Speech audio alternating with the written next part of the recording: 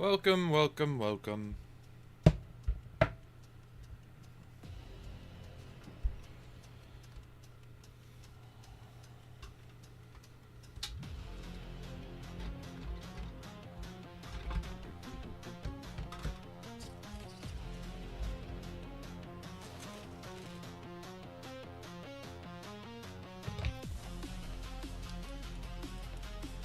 Okay.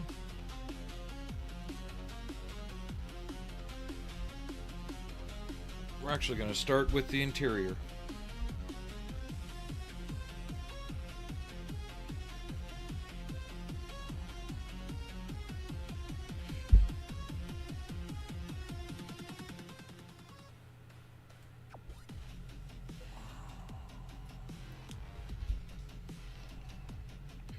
How's everybody's Monday been so far?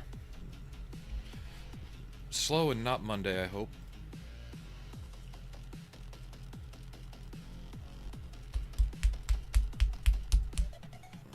Need something to stir with.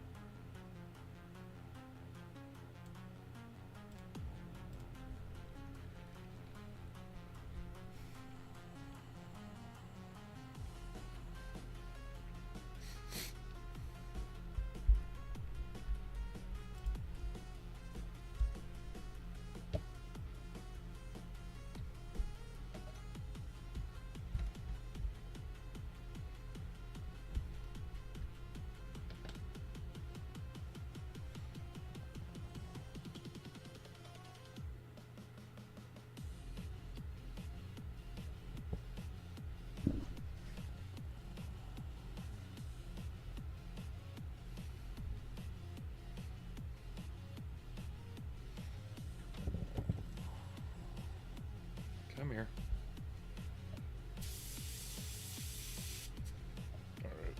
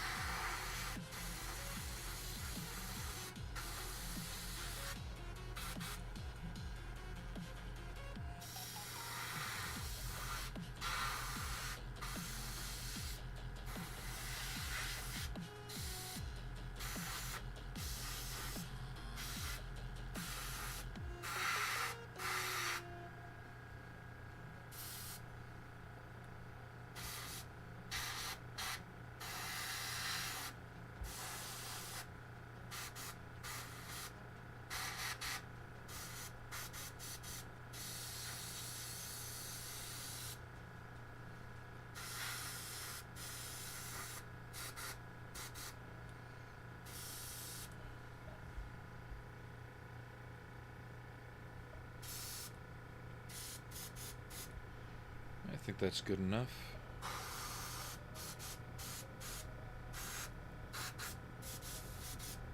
Just double checking to make sure I got most of it.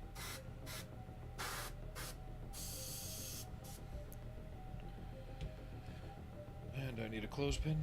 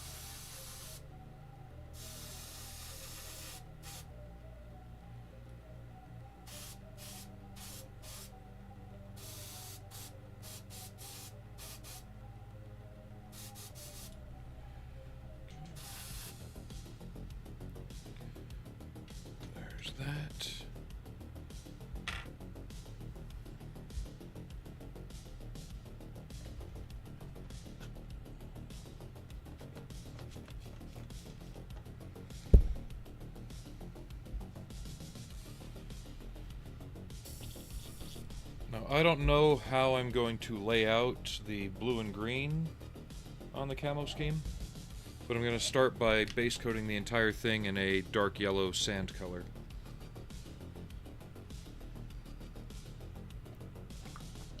Then the other two colors will be Tamiya light blue, which is more of like a sky gray, and field gray, which is more of a greenish drab color.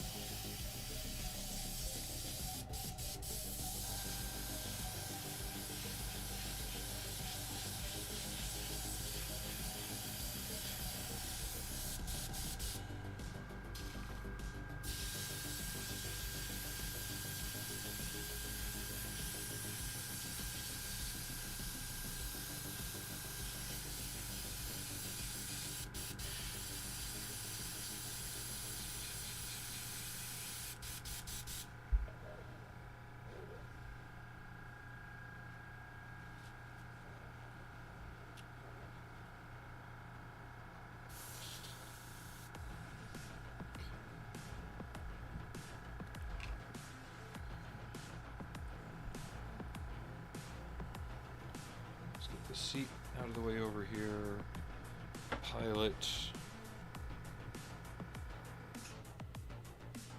real quick sanding on this.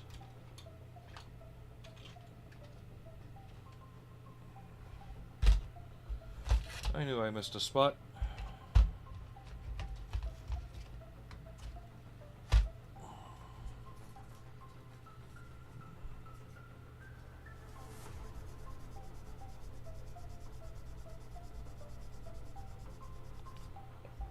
I probably missed more than a couple spots, but I'm not going to worry too much about them because if I do that, I'll never finish anything. This is just the most obvious. Yep. Good enough.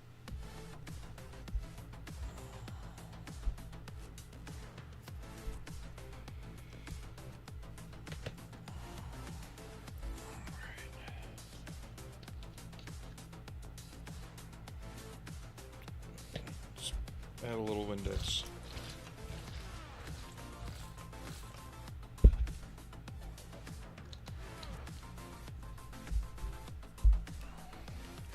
I bought this paint for doing the Stug 4, and I only needed one bottle instead of two.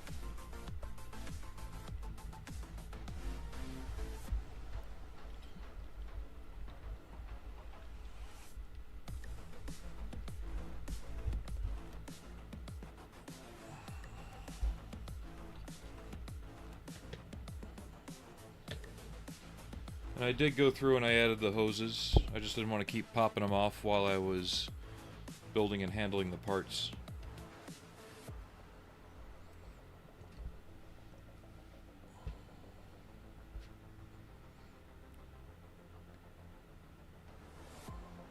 But I also wound up gluing the legs in place because they were beginning to sag.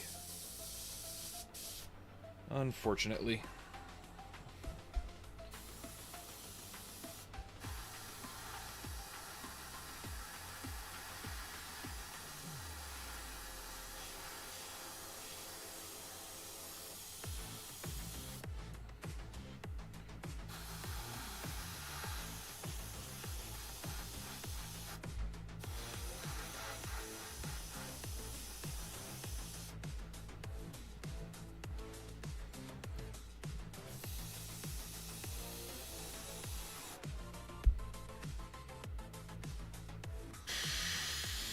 I can go back up and touch up a little overspray that might be on here by hand with a brush. We're just working some broad strokes right now.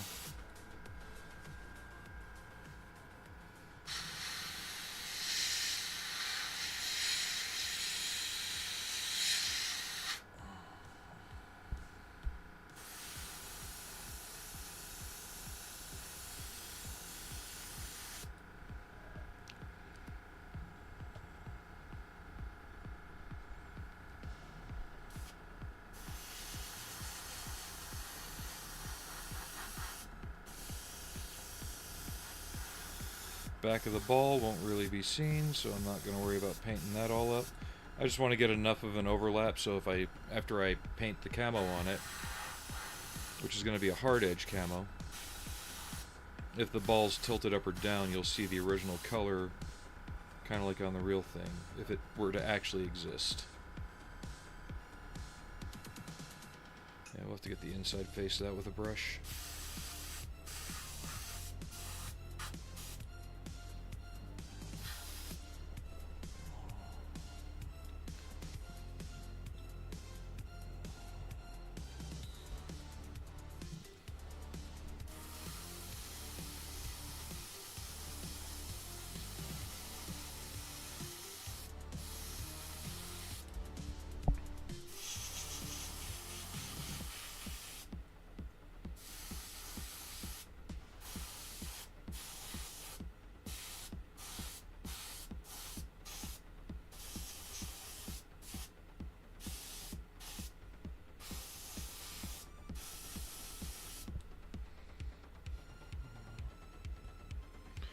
And on that same note, I'm not painting all in here either because you won't see any of it. Essentially just around the lip.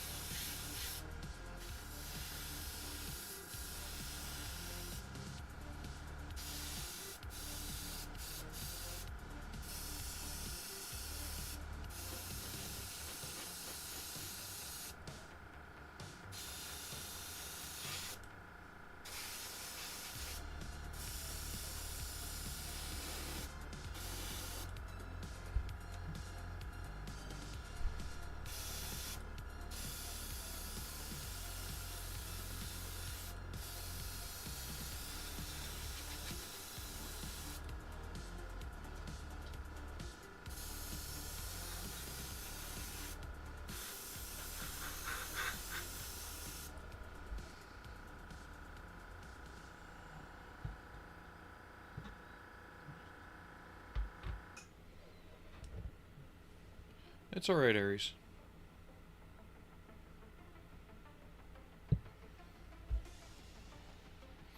You're at work, you don't need to be here. I do appreciate it, though.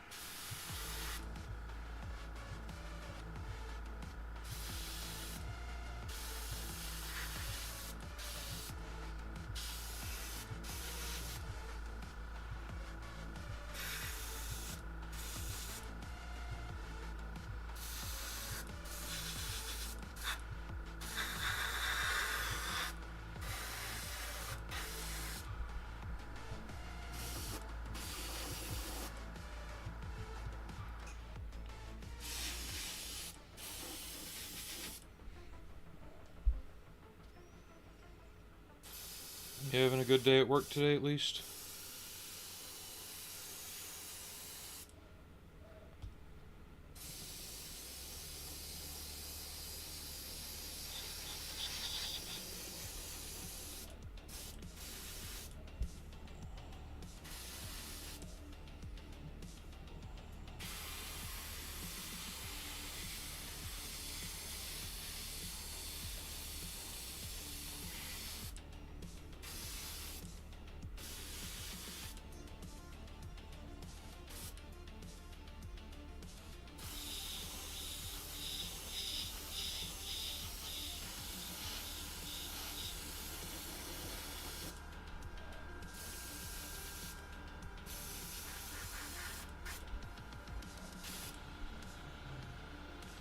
I'm alright.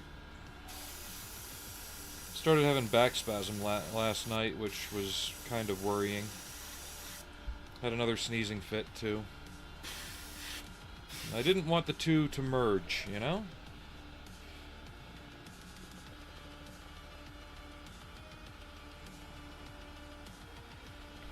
Work on painting the legs while that cures up enough for me to hold it from a different direction.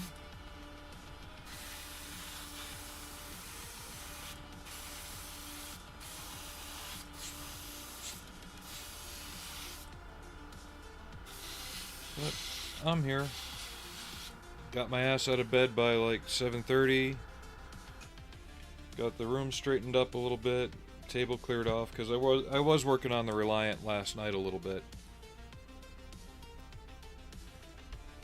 I got the main saucer light rig set up, so the forward windows are done.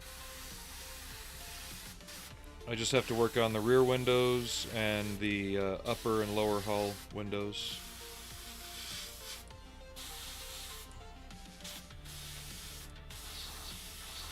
Just slowly piecing it together.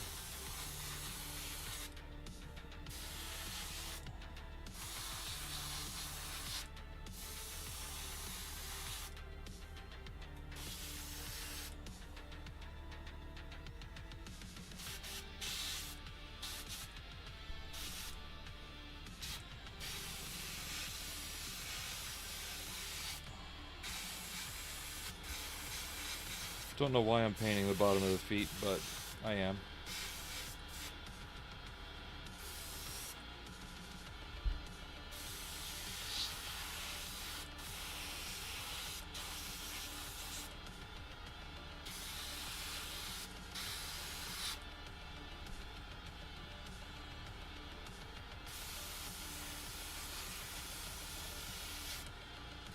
Give me a second to turn on my secondary air fan. It's getting a little dusty in here. Be right back.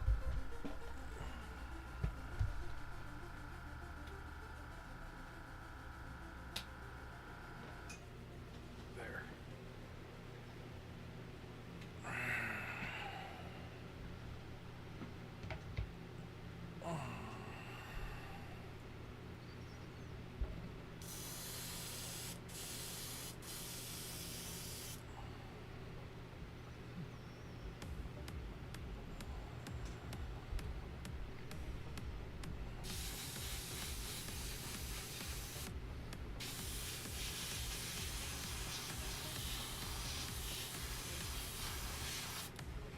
Next scheduled stream day will, of course, be Friday. A lot going on the week after that as well, so don't know if I'll be able to stream on my days off, as they are not my standard days off. And I've got my son's graduation and his graduation party next week on those days, so we'll play it by ear. Hopefully we can get another stream in like on Saturday. That was awesome.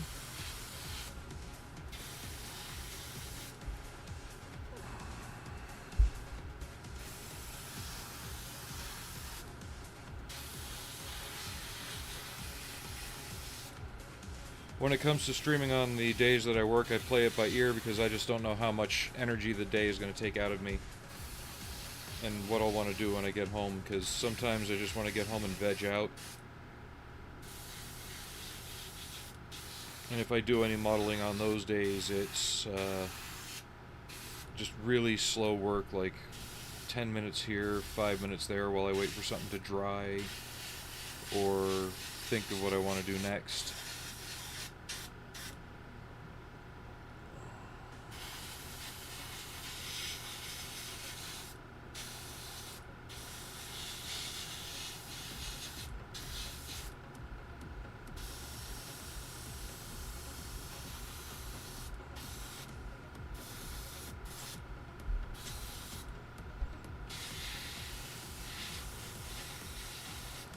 I'm sure a lot of you can relate, though.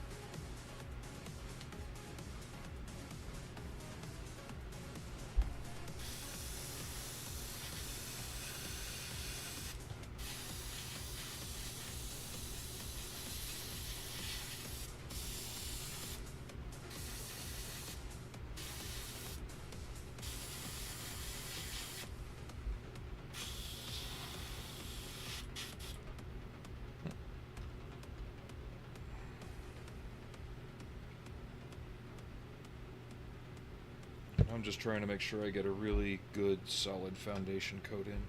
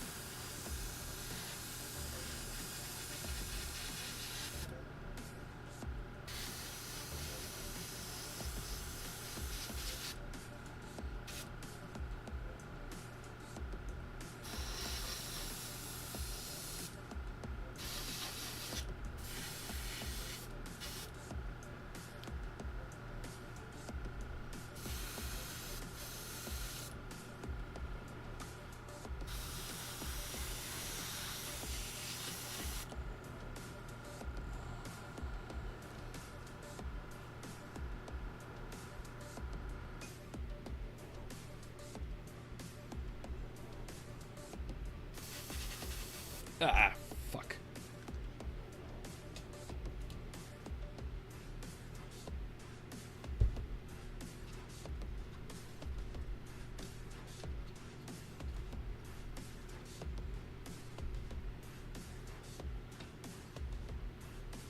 Shook the airbrush too much.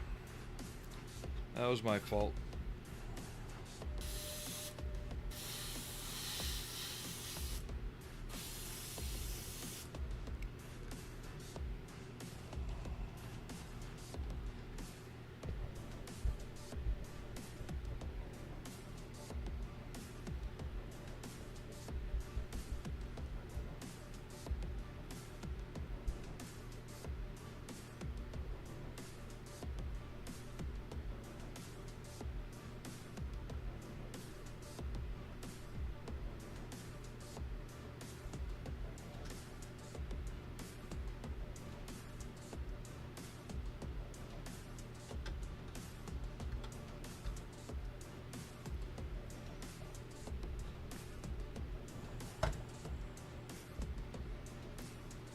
It also means I overfilled the paint cup.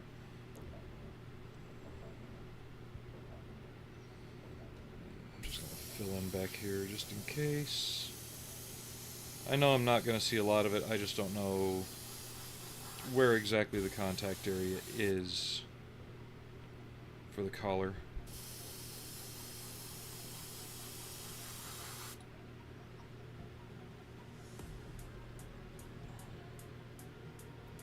Okay, you can let go of my finger model.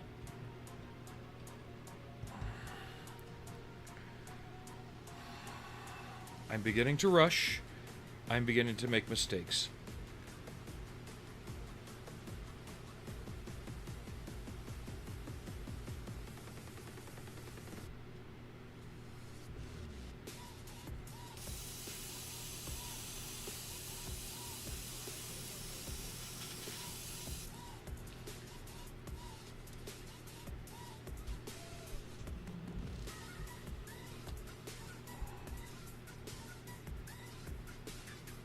I didn't clean up my bench well enough, so it rolled into some plastic debris from working on it earlier, and some wire debris from working on Reliant.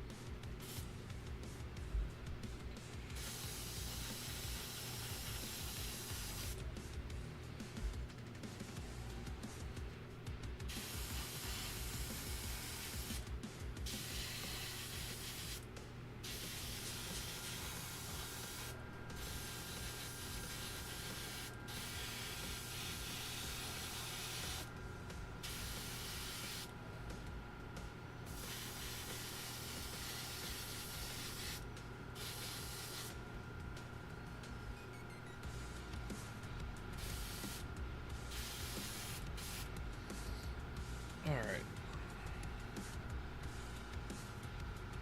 So while this dries up a bit, we can work on the chair, getting that detailed up. And that'll establish how we want to go about the rest of the cockpit too.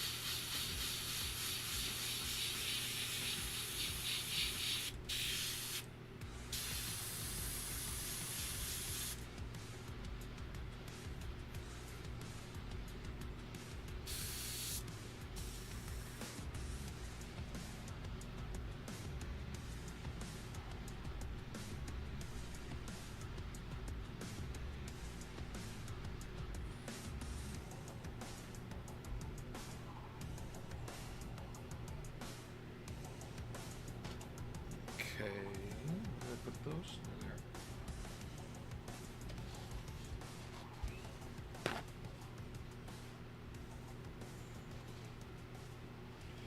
There's one good thing about these larger machining Krieger models is you can actually just jump around them.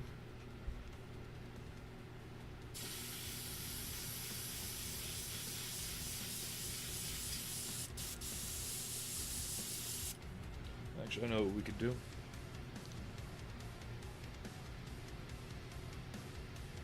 Where's the orange I mixed up? There it is.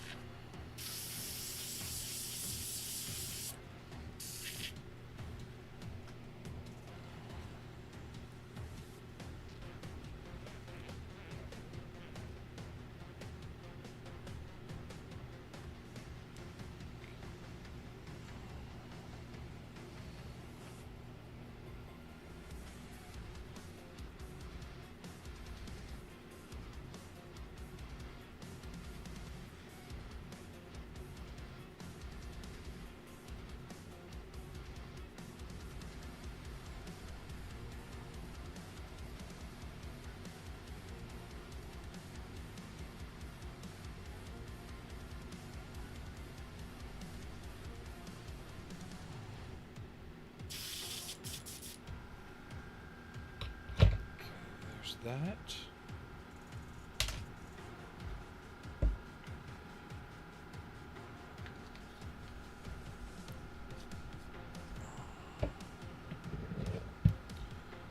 Shoot some orange on the pilot real quick.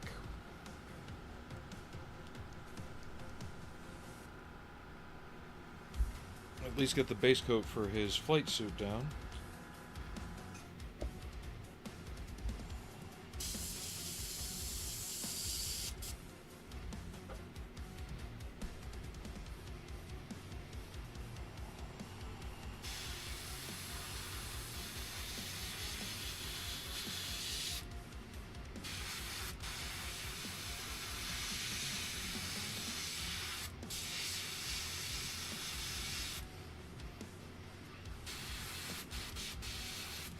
This paint might be a bit thick. Yeah. Can you hear me okay, or am I just talking a little quiet today? Feels like I'm talking quiet today.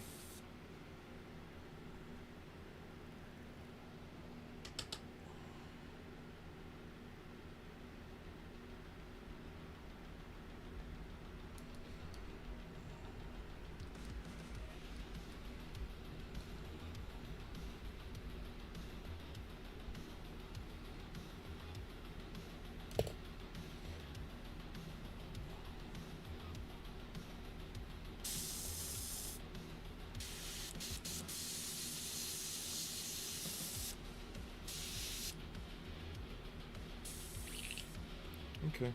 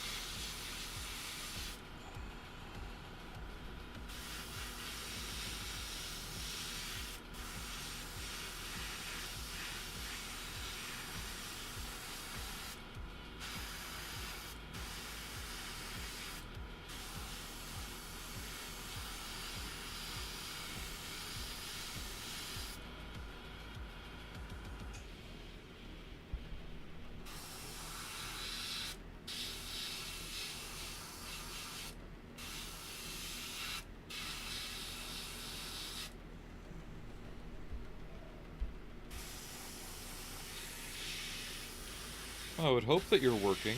It's what they pay you for, right?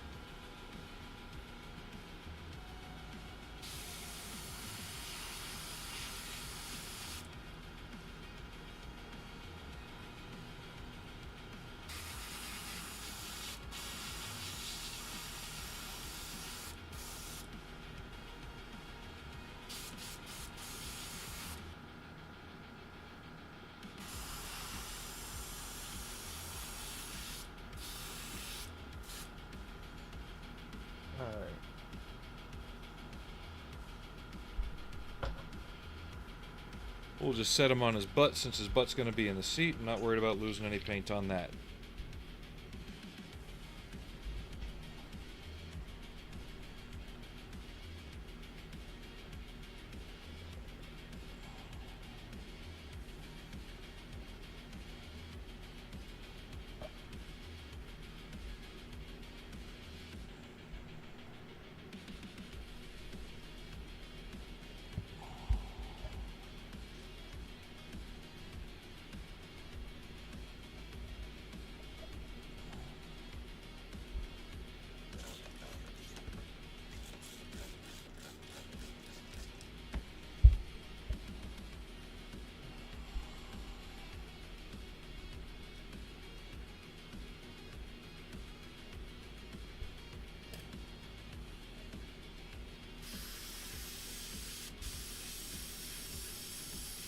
I'm just trying to figure out how I want the wedges of the blue and the green to go over the tan color here.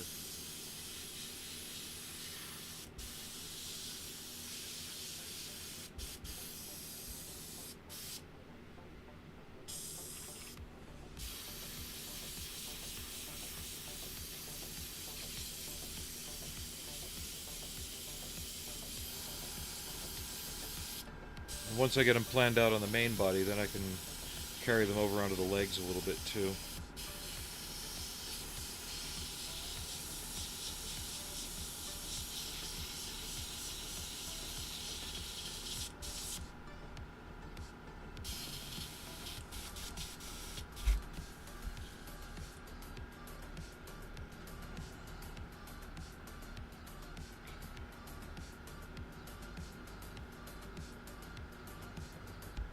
Allie's asleep on the couch, twitching in her sleep. I had to say her name quietly here, or else she'd wake up and jump on the desk.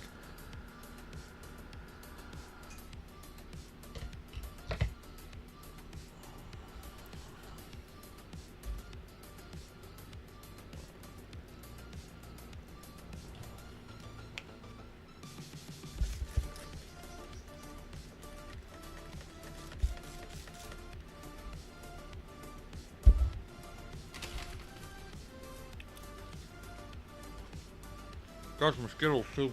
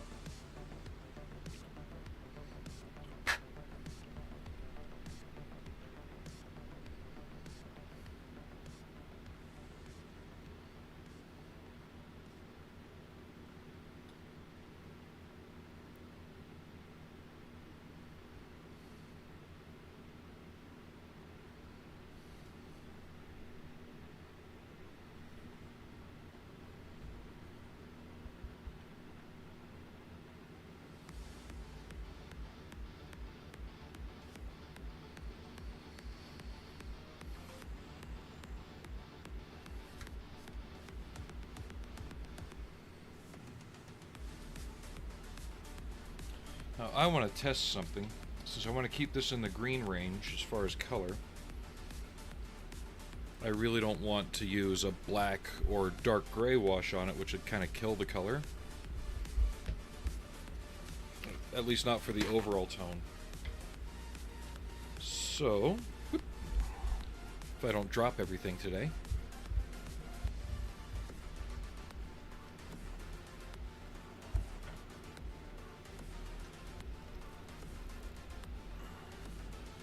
Hey, Alex.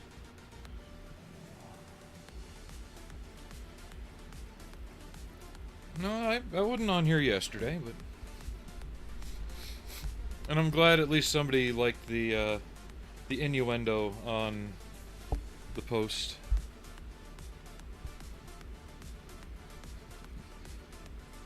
Okay.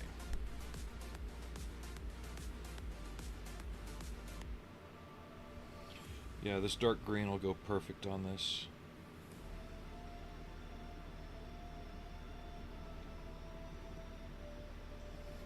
I just want to give the interior an overall coating of this. Kind of see... Hold on.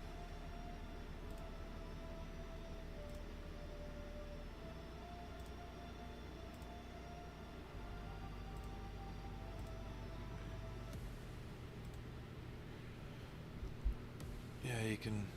Autofocus, come on. Not today, autofocus. We're not playing nice today. But you can see how it kind of tints it but doesn't overpower it.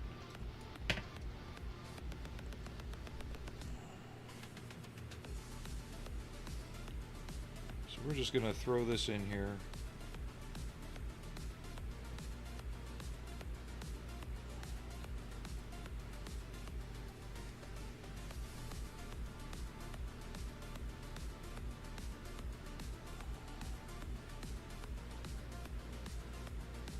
We can come back with the sky green color again and freshen things up, but this should dry pretty evenly and pretty light.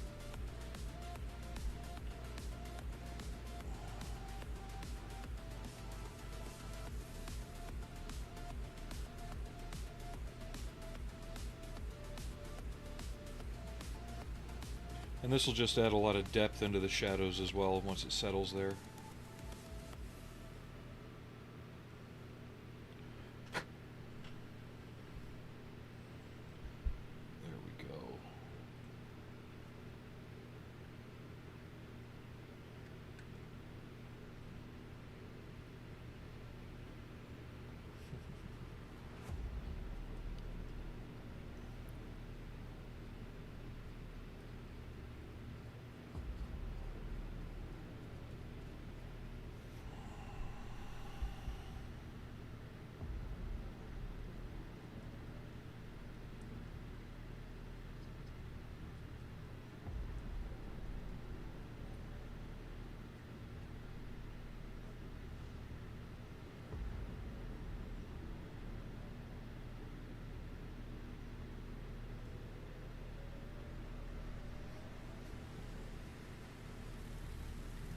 Yeah, I like what that's starting to do.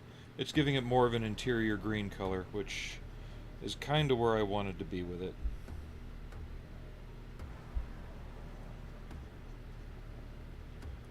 I just didn't want the usual American P40, P51 interior green.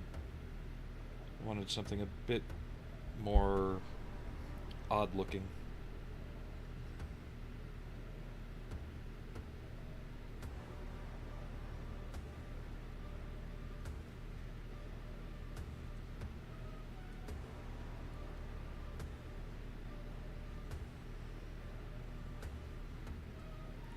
That, and I really don't have an excuse to use this green tone a lot.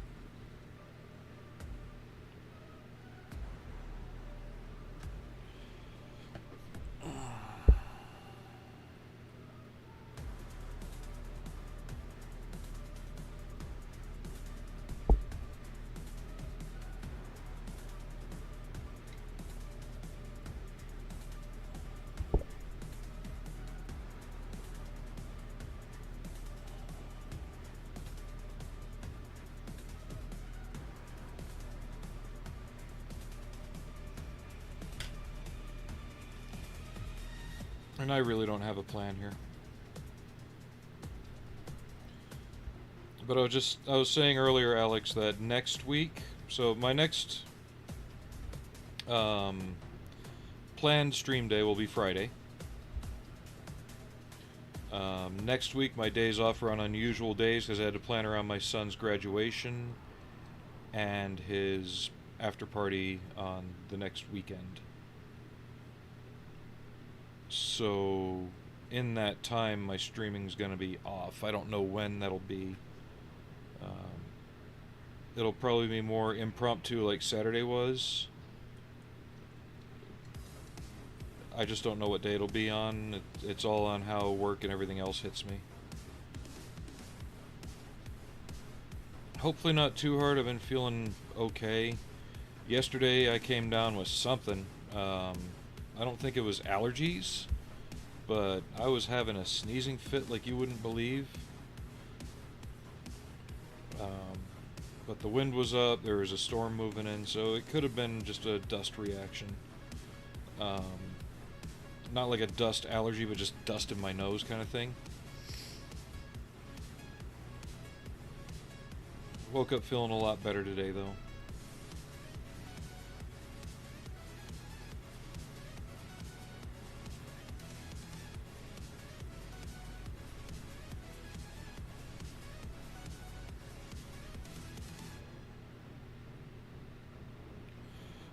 I'll show you in a second. It's Vallejo. It is a wash meant for green vehicles. But when I do vehicles, I weather them differently externally than using stuff like this because I think this oversaturates the color for that use. But it's perfect for this. It's putting it right where I wanted the tone to be.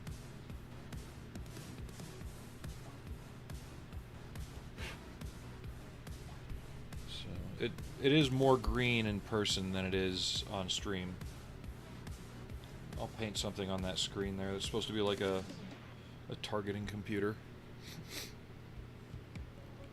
But it is... I still have to do the seat too.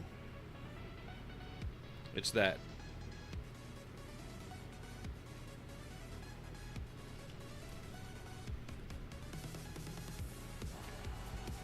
Vallejo green wash for green vehicles. And yeah, you could say it's acting like a filter. It is adjusting the color a bit more.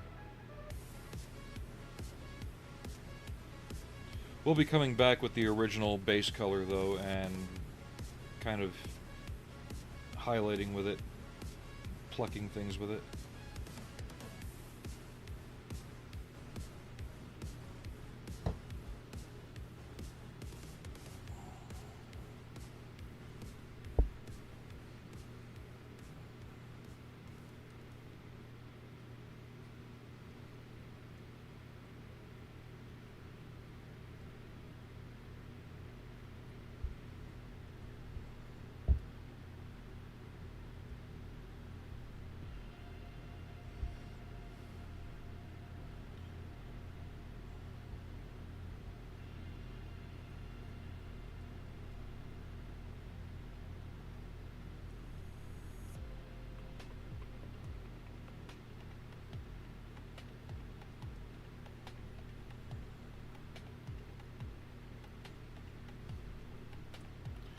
I'm just hoping that while I'm doing this,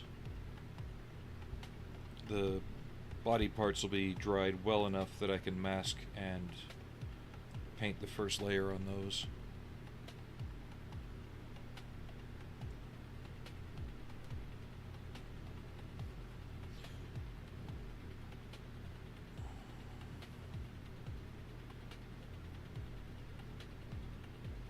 The seat cushion itself is going to get painted a different color, so I'm not worried about that.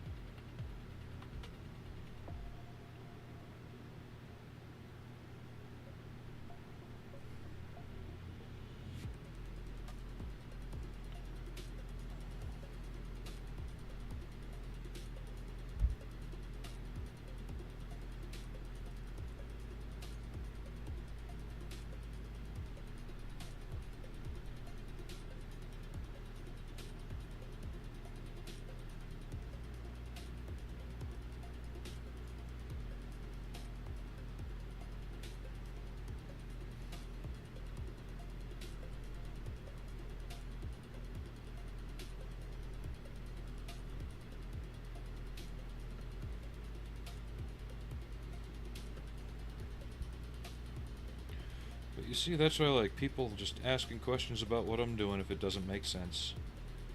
That's how you learn. Could I be more descriptive? Yeah, I just don't know what to be descriptive about.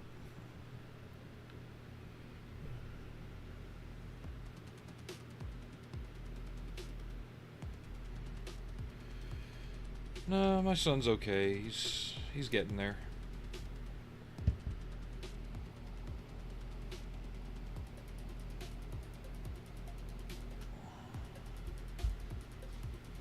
I just like that the Vallejos play really nice with Tamiya.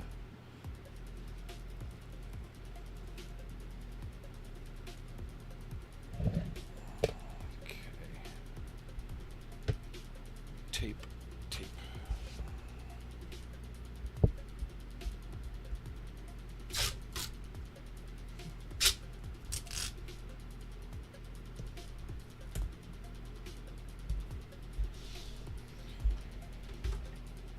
Don't need that one.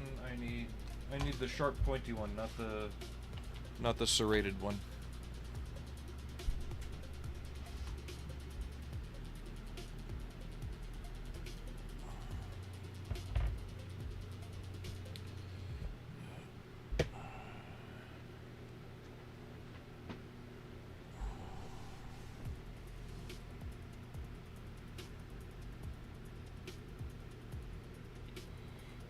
Yeah, I'm off on his graduation day, which means I might be able to get a morning stream in then. It just depends on everything else, because my in-laws are going to be in town as well those days. Okay, so this is going to be blue here, so I'm not worried about masking that. That can get all kinds of sloppy.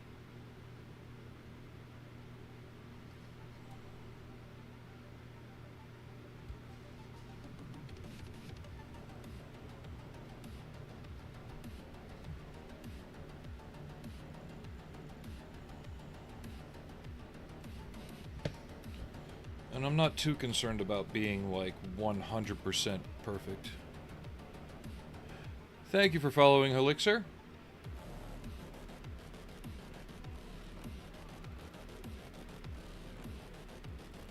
Welcome to the weirdness.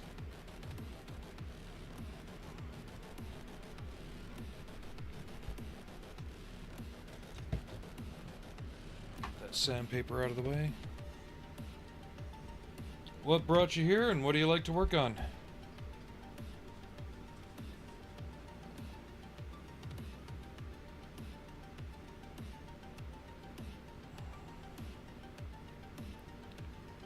Okay, let's get down in here.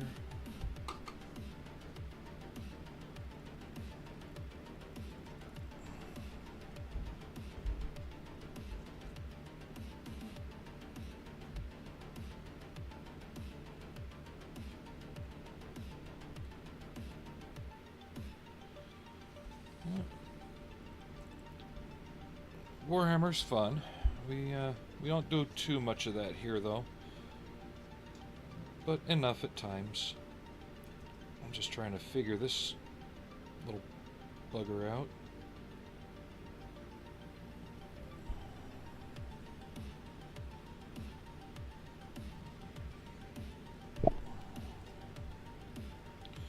But mainly because I think there's enough Warhammer out there as it is in terms of painting channels. So I like to be a little different. And there's people a lot better at it than I am.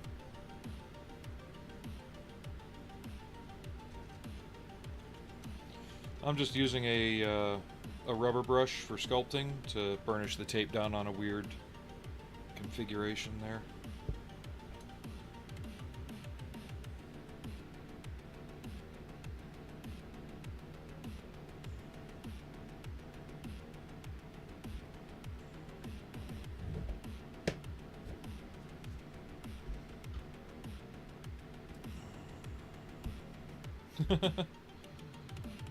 I will occasionally do something like Gunpla. I've got one master grade kit to work on, and then occasionally we work on some frame arms girls and things like that. And it's not Mountain of Neglect, it's Pile of Shame. We all have our pile of shame.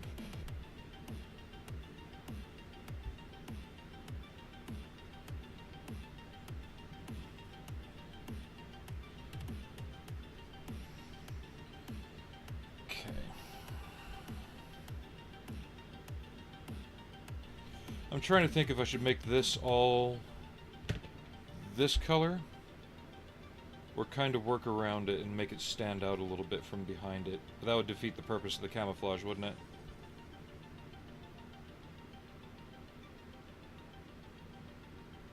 I know what we'll do.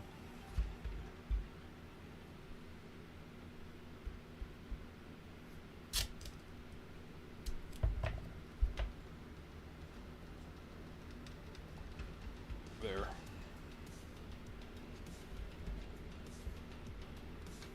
Come on back around. There we go.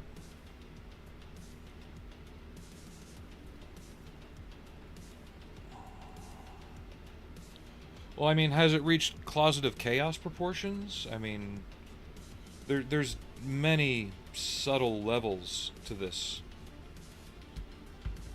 I have the Closet of Chaos.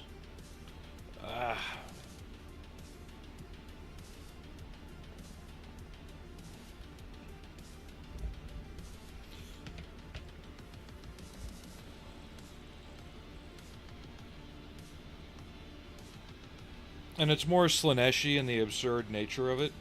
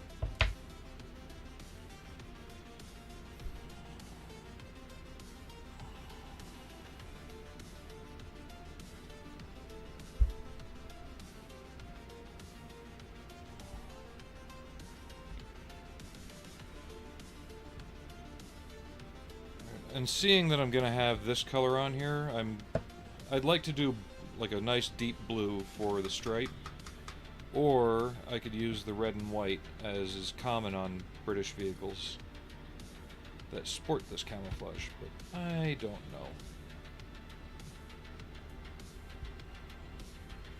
Should we do a strip along the top? Hold on. It was so nice to have that one day of no Indian call scammers. It really was. Can we go back to that?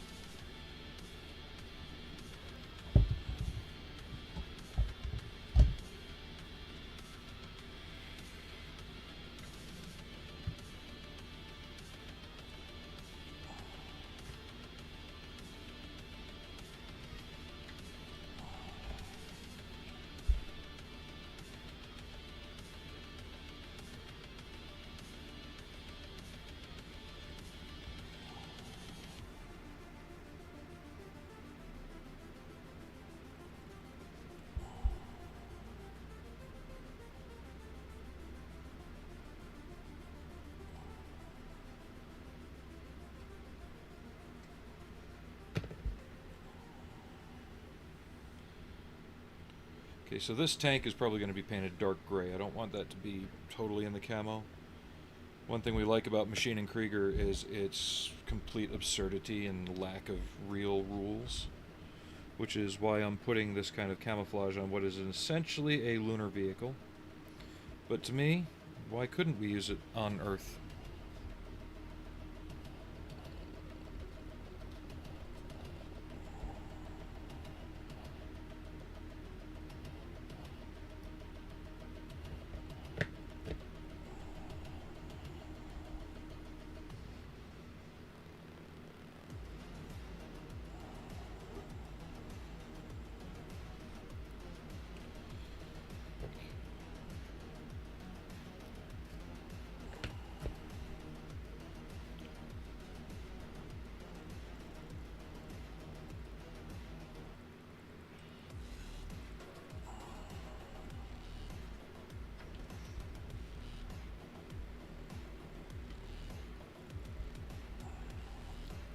need more tape.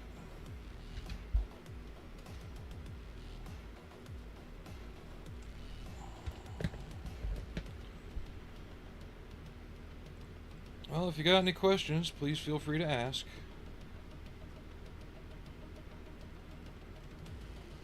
We like to use like easier techniques on this stream, not the overcomplicated stuff that a lot of people like to push.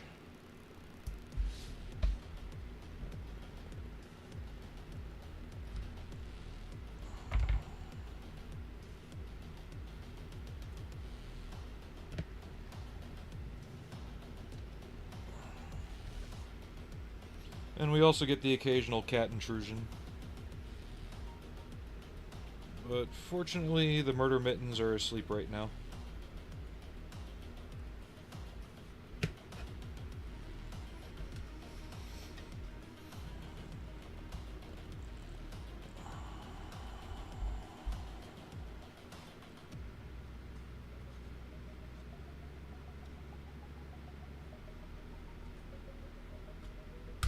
And like I said, I'm just gonna paint over into the collar area. I'm not too concerned about any real overspray.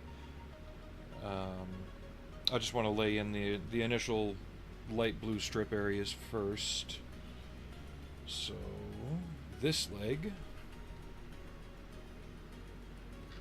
will have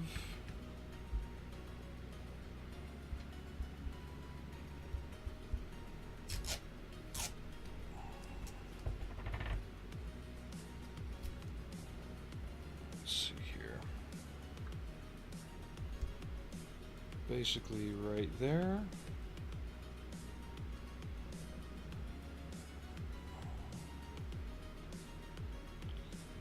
Two.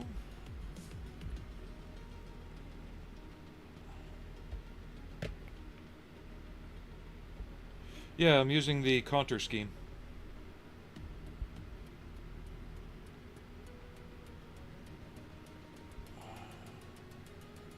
Tweezers, where are my tweezers?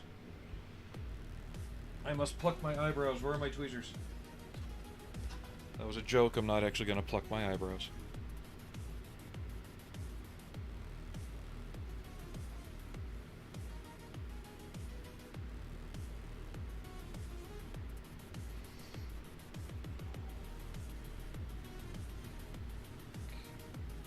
Well, my idea has always been, like when I'm weathering a vehicle, for the most part, I paint it like new and work it from there.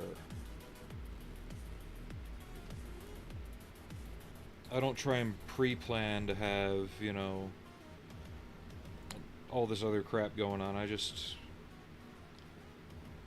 kind of just throw crap at it and see what sticks.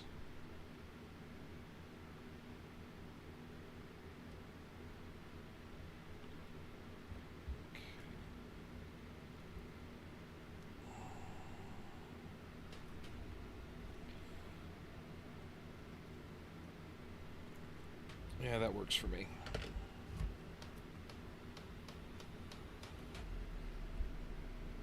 And then this one to there.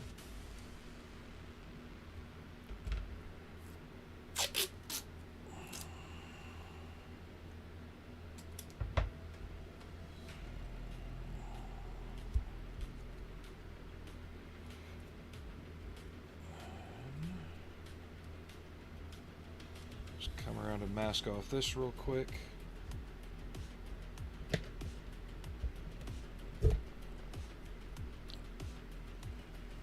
We're not going ridiculously heavy with this light blue, so I'm not going to mask off too much. I should be able to spray within these lines pretty readily, and if I do get some overspray, that's okay. It happened in real life too. So there's that one. Let's get the other leg up here. I think this one's going to be easier to mask.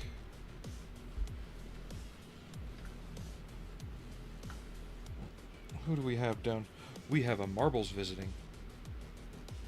Yeah, I'm just going to put a line right across here. Hi, Marmar. Hi, big boy. Hi.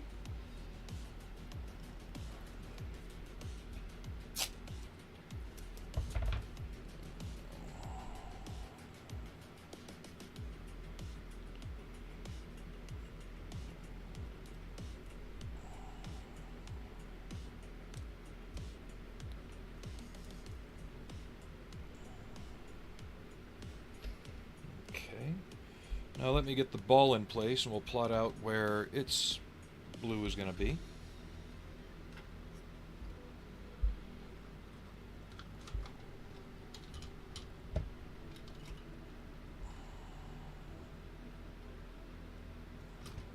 Come on. Go to your hole.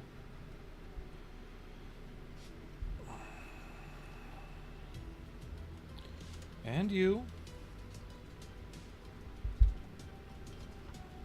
I think the tape is causing a fit problem, but that's okay.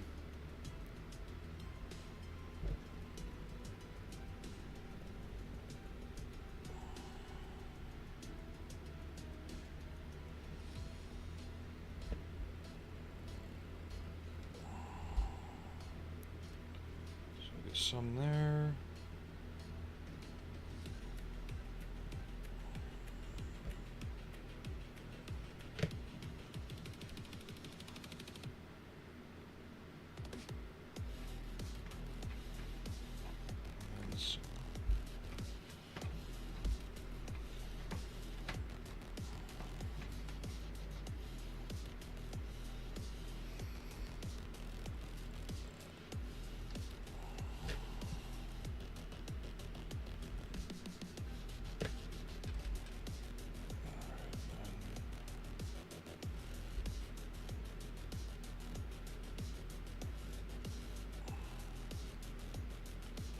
That.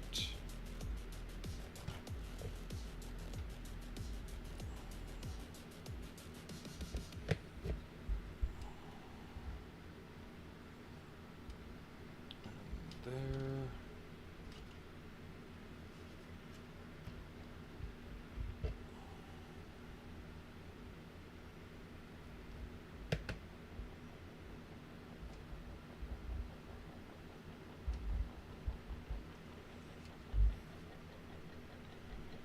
Okay. Now let's hope I can just remember which side of those tape lines I planned on.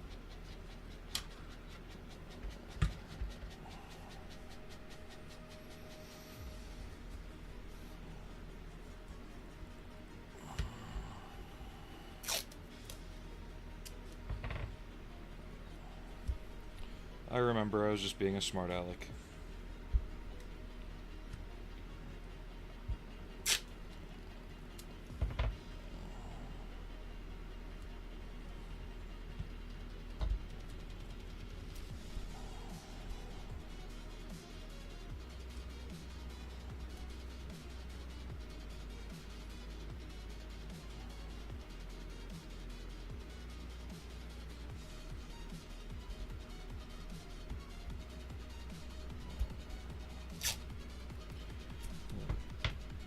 I hope everybody had a good weekend at least.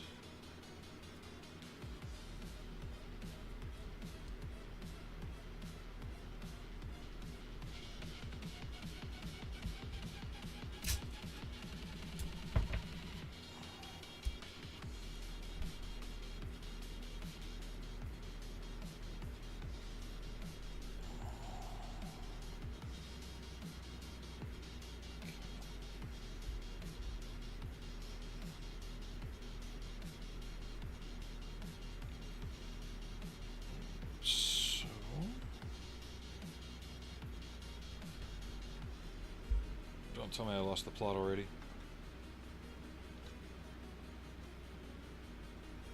I did.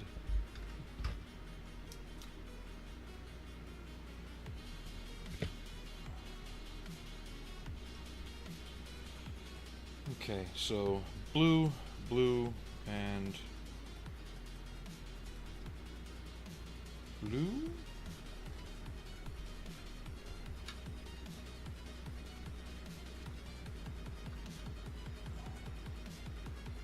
You see, I jinxed myself already there. What the frack?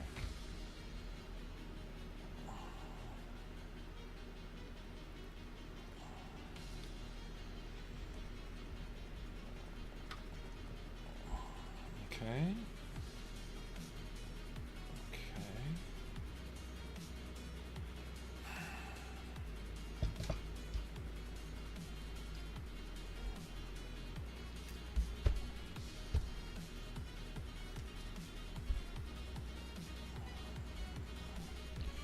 I think I fucked up somewhere. Okay.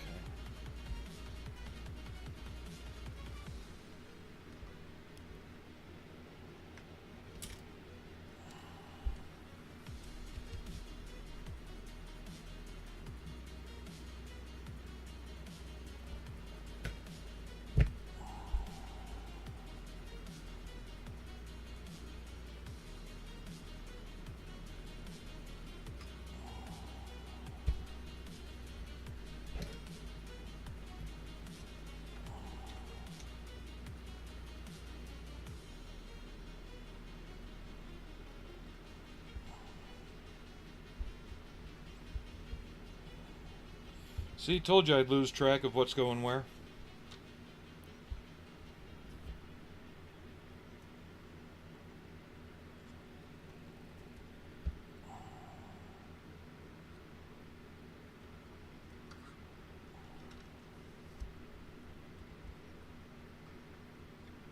And I'm getting the shakes, for fuck's sake. I don't need that right now.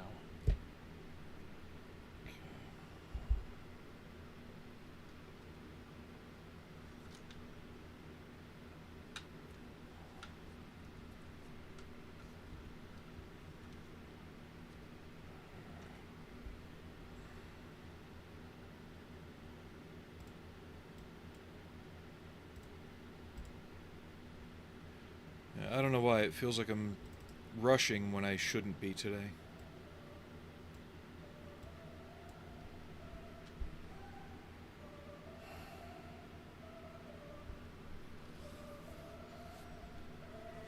It's twice now.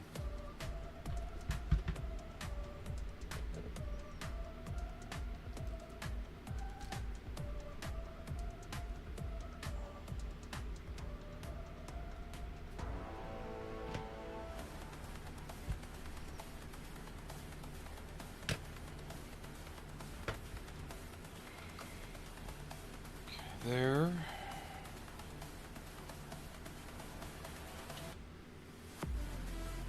There.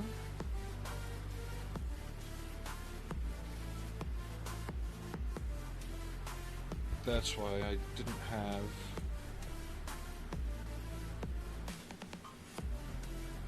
this top one here laid in.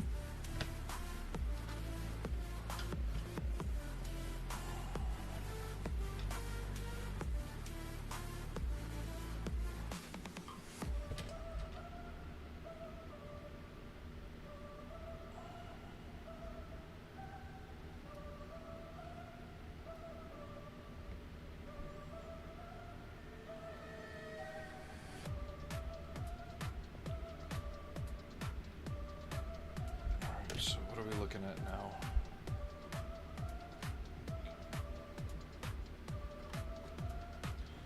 Blue, blue.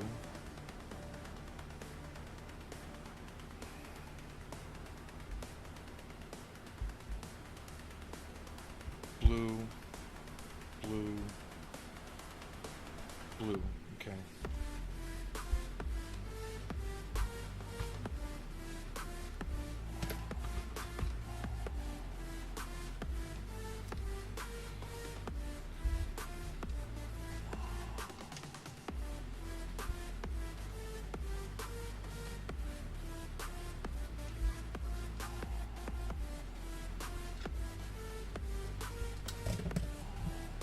Yeah, I am losing motor control. What the hell? Okay.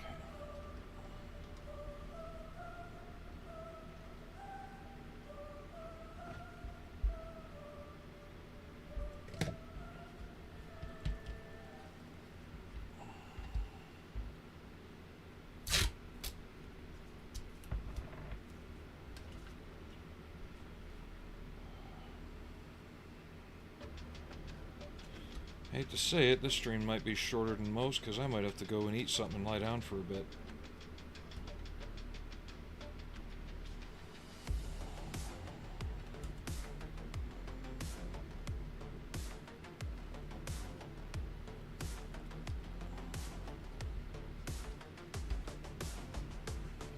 We'll see.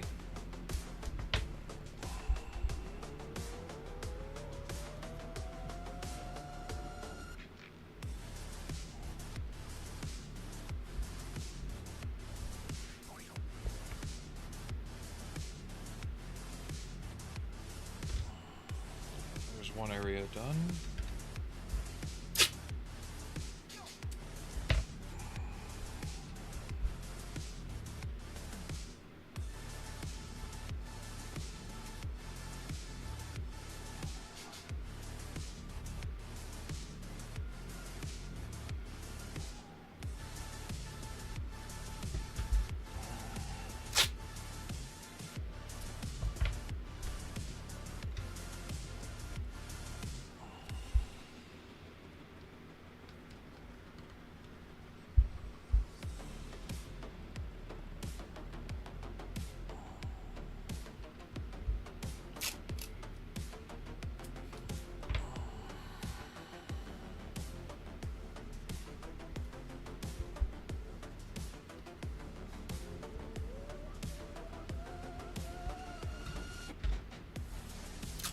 Doesn't help this thing's ungainly to hold right now.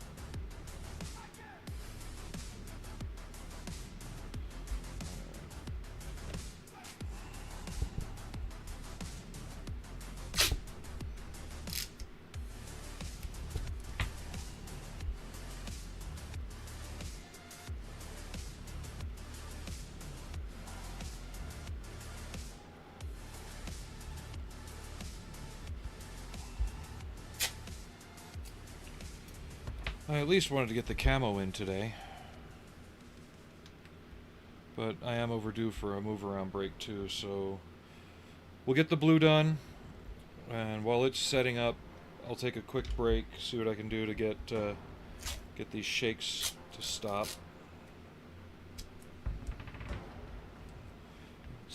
Definitely I need to eat more. I had breakfast, but it's fucking... It's noon now, it's been 5 hours, so I probably need to eat something a little more substantial. Maybe go up and have a bagel real quick.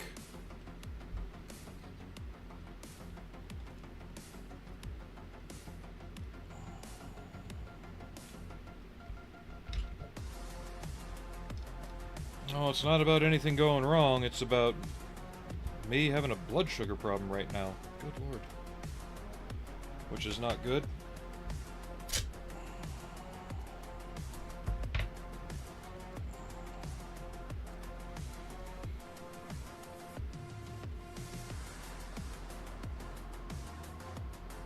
And it's not something you cure just by smacking some candy. Hey Mordecai, how you doing? If anything, candy would make this worse.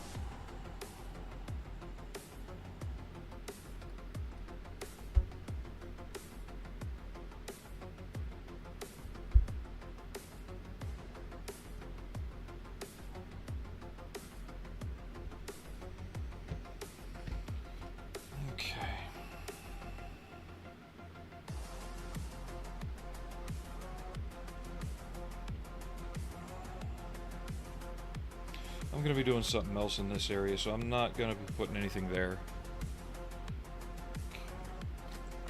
Alright, I think we're ready, for the most part. Almost ready.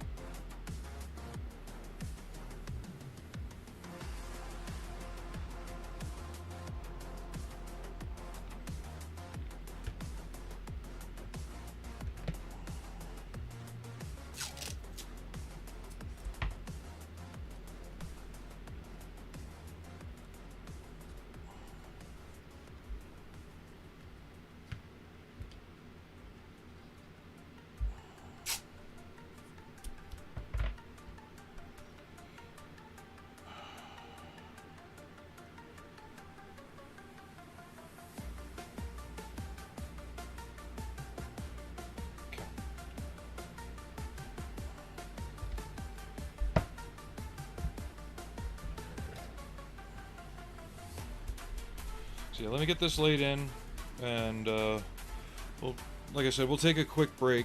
I need to eat something.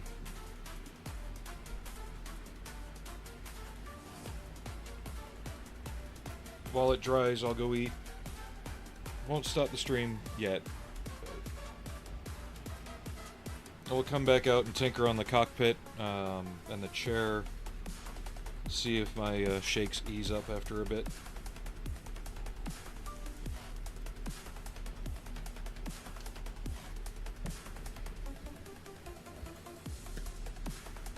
Tell me I'm almost out of light blue. I could have sworn I bought another bottle.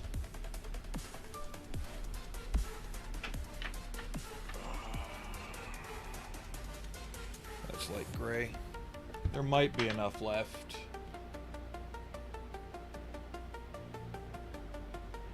Could have sworn I had another one.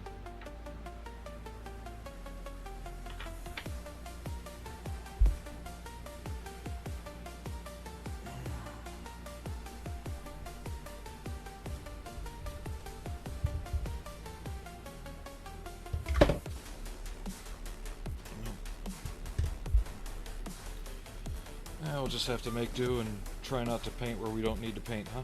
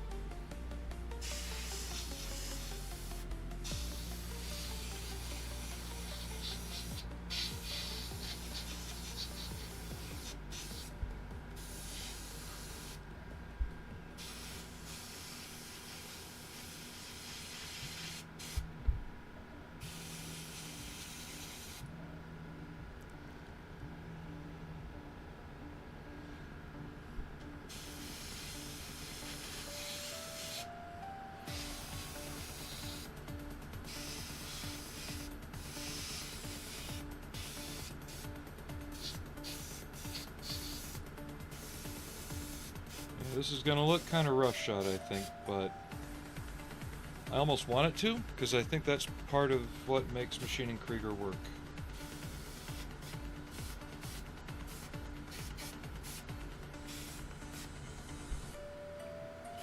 We're making the Camel from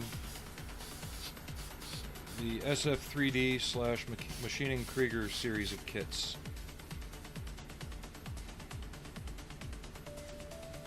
Und sprechen Sie Amerikaner bitte.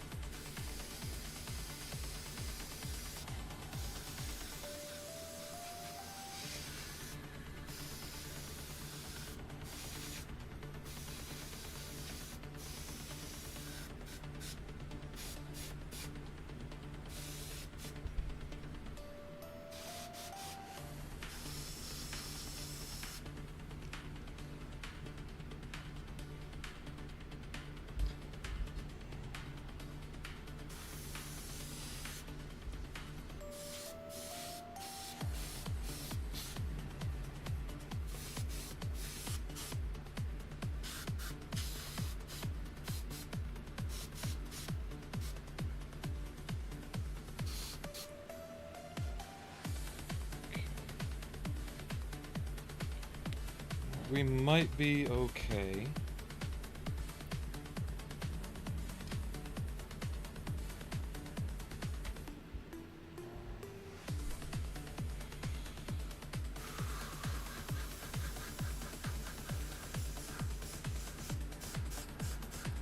I'm trying to not go full blast with the airbrush, which is what will waste a lot of the paint, because half of what you're painting will blow off into the air. The more you can get to stick, the better.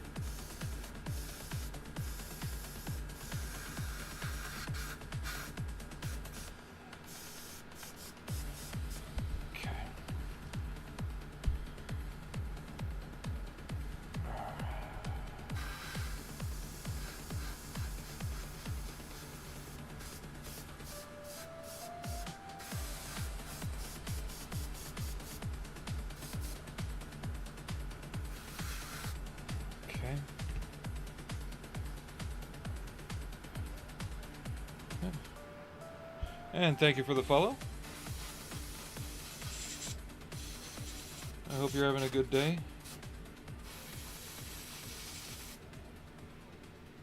Okay, I just need enough to get past these parts on the legs, and then...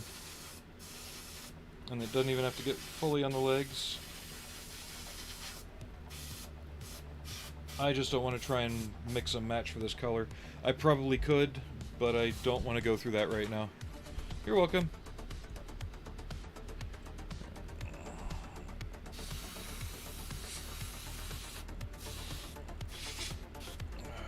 Shit.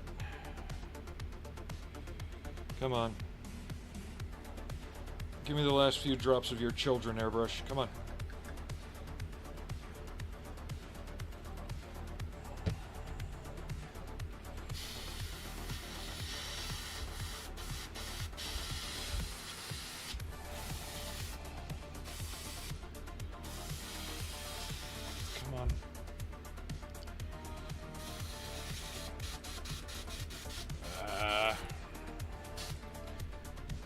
Crap. Looks like we're mixing to match. I could have sworn I bought another bottle of this.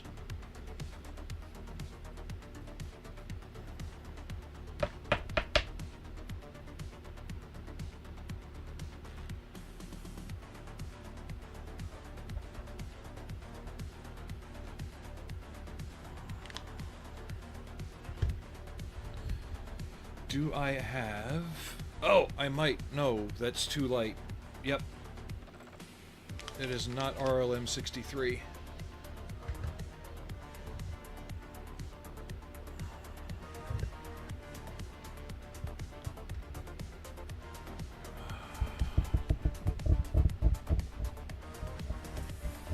Give me a second. I'm gonna clean out my airbrush. I could swear I've got another color that matches this almost. That I'll be able to get away with this last bit.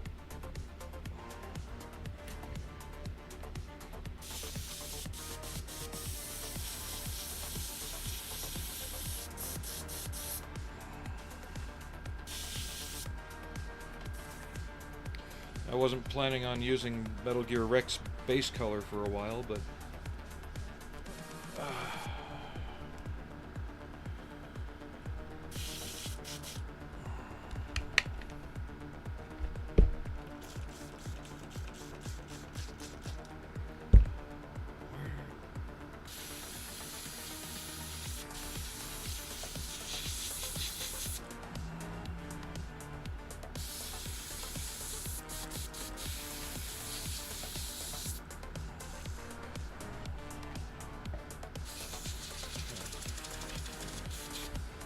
But while I'm trying to find this, I'm going to put up the pause screen for a bit, go make myself something to eat, and we'll be back, and let's make it about 10 minutes. I hate having a break that long, but like I said, I need to eat something, and I want to see if I can find a close enough match to this color. I think I have one, or something I could knock down by adding a bit of gray, but I just want to be sure.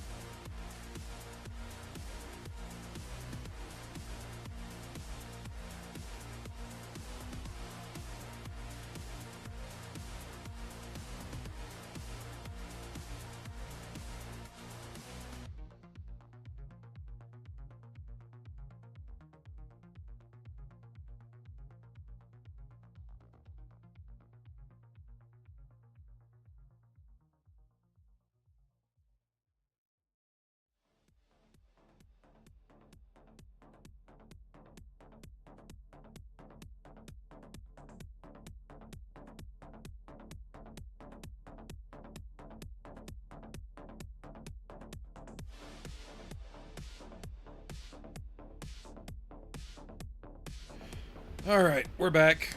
I found a suitable substitute. It's a little bit bluer, but I've got more of it, and I can overcoat what I've already put in. But first, let's finish the area that I wasn't able to finish. And I went and got some food in my gut.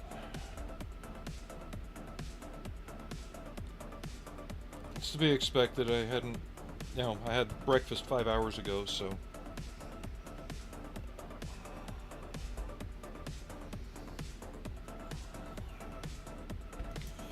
Now let's hope this 30-year-old Poly-S paint works.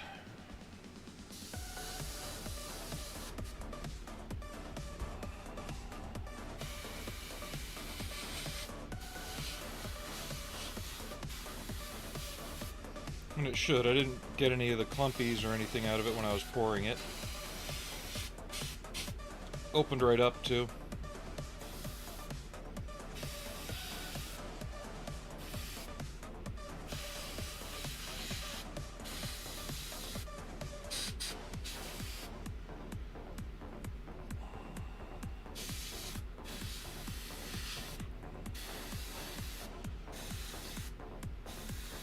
I'd love it if somebody bought the Poly-S brand from Testers and the formulas and re-released this series of paint.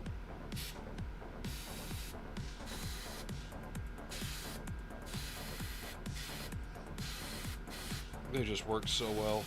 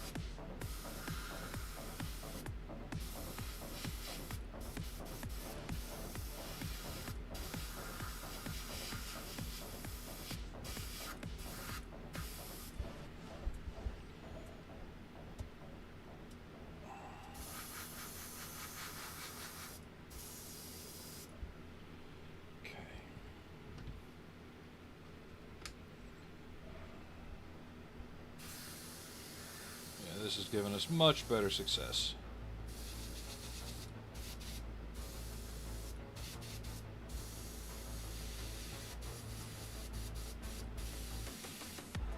It is a bit thicker, so it's not spraying as easily, but it's doing the work. It's getting the job done.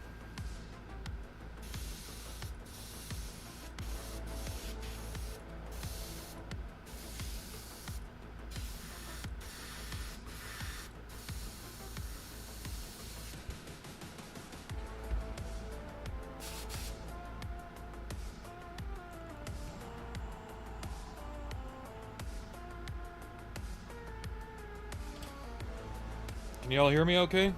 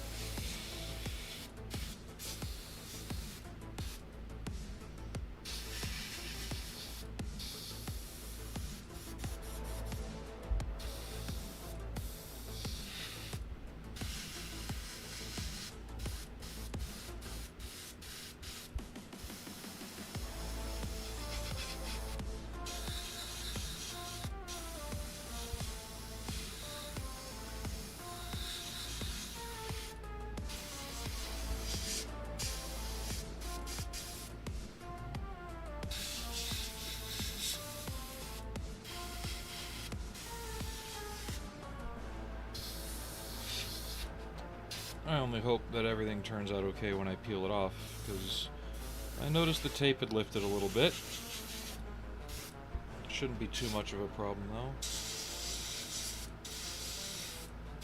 Nothing we can't cover with chips and scratches and wear. And we still have to redo some masking so we can do the green sections.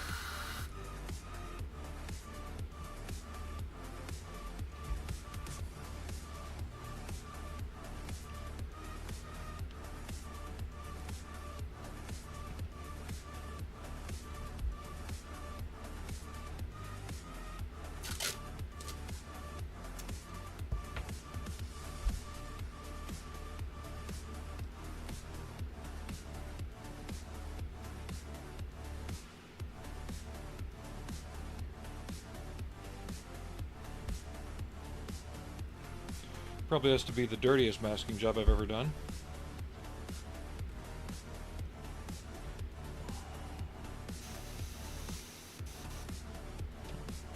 Tip dry.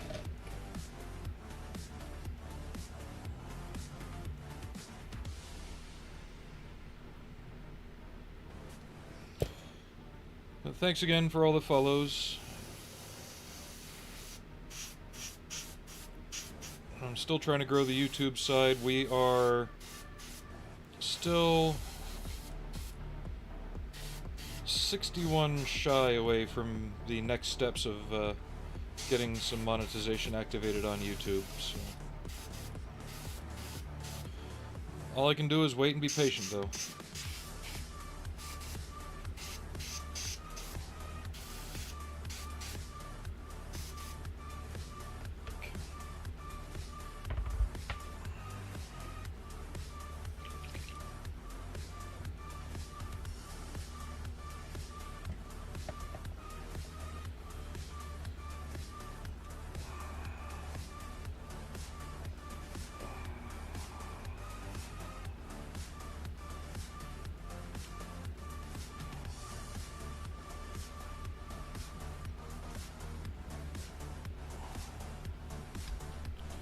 Well, I'm 61 away from that step, but then I have to have, like, X amount of hours viewed within a certain amount of time, blah, blah, blah. There's always another catch. But I am feeling less shaky.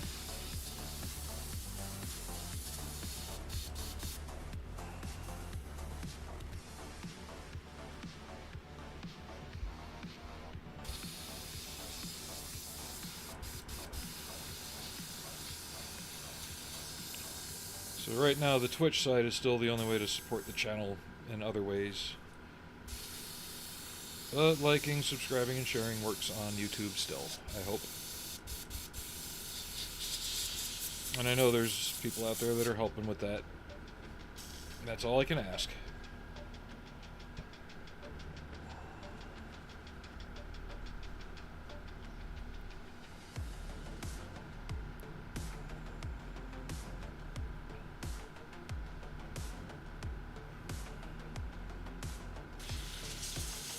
No, it doesn't, unfortunately. Well, it doesn't for most people.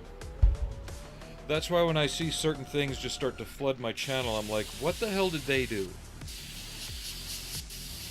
Like, you know, when you're looking at your feeds and stuff and you just get these particular individuals that just show up over and over, I'm like, I'd like to know how they managed to do that. Because while it is an annoyance, that's how they're getting their notice. You can't deny that. Alright. Alright, let's remove this masking tape. See how badly I messed it up.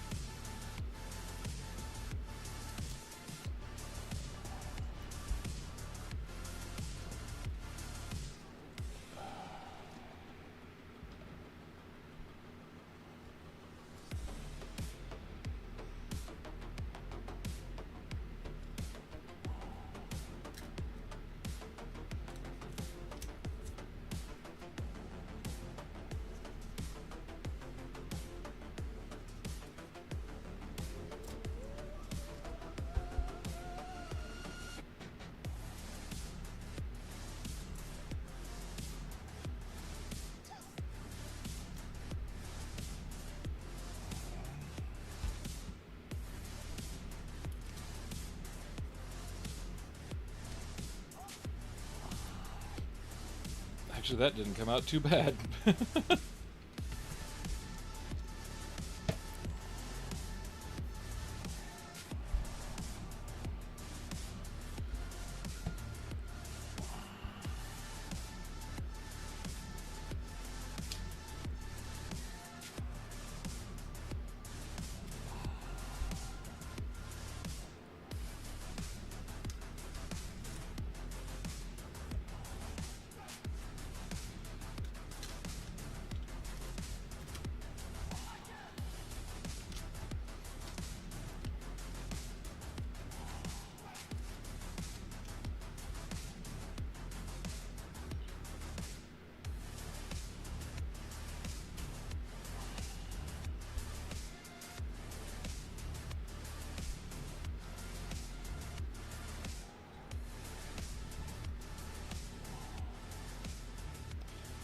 I like that, actually.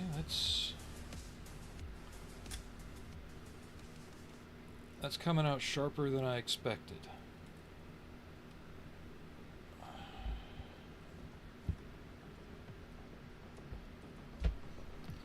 But I figured I was going to have a motor control problem day today. Last night, when I was doing some LED work on the Reliant, I dropped the soldering iron. And stupid me tried to catch it.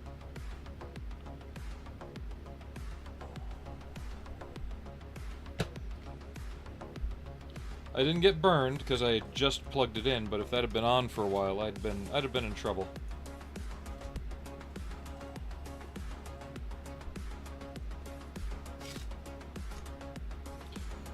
But yeah, idiot me, you know, dropped hot pokey thing and tried to catch it with bare hands.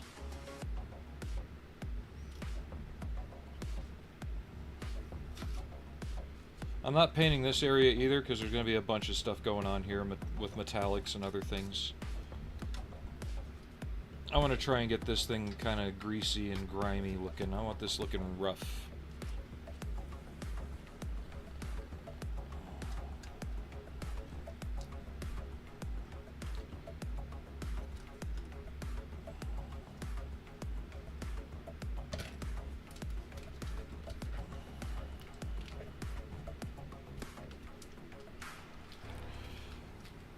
It is that. I just want my channel to grow a little bit is all is what I'm asking for, though. A little bit more than it has been. You guys have helped immensely, don't get me wrong. It just feels like there's something more I could be doing that I'm not, and I don't know what that is. Without going into the realms of doing some unscrupulous crap like buying subs, like I know some people have done.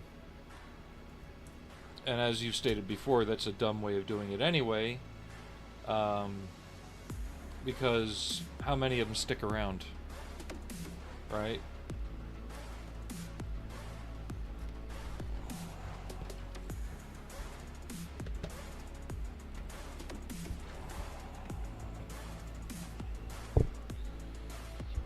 Getting shaky again. I think it's just because I'm trying to force myself to be quick on things. I really need to slow down today. I don't know why. I just feel like I have to rush through this, and I don't.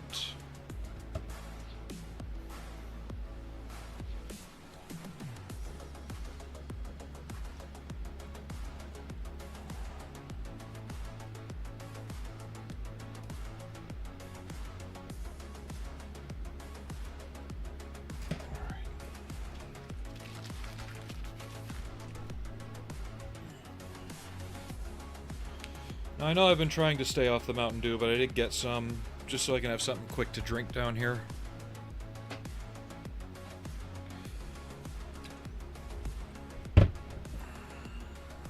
Maybe that's it, too much sugar. Alright,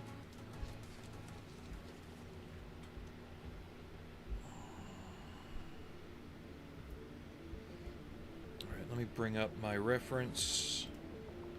I want to see if it matters if the green is above or below, if there's any real pattern to that or not.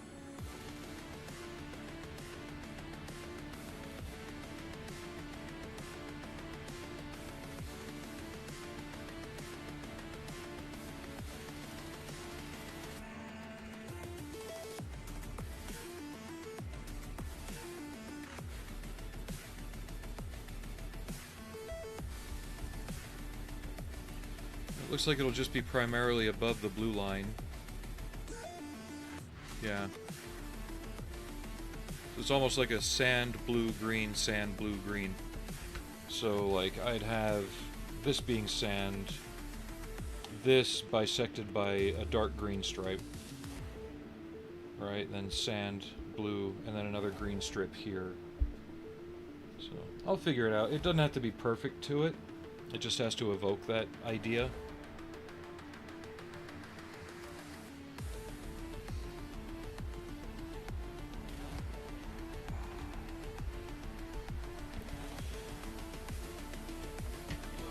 Before we dive into that, I want to do a test.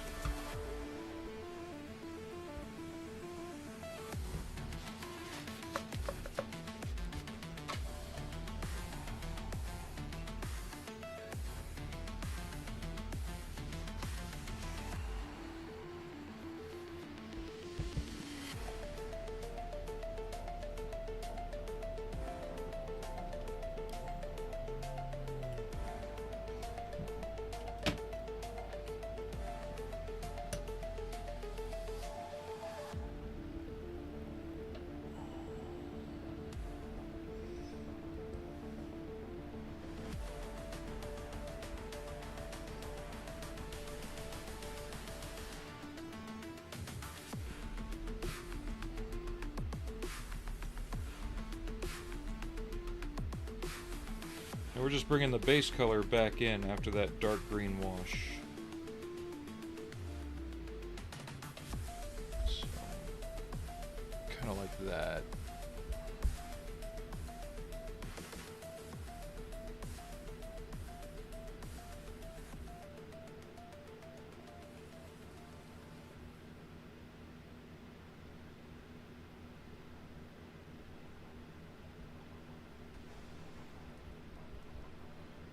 I think I like that.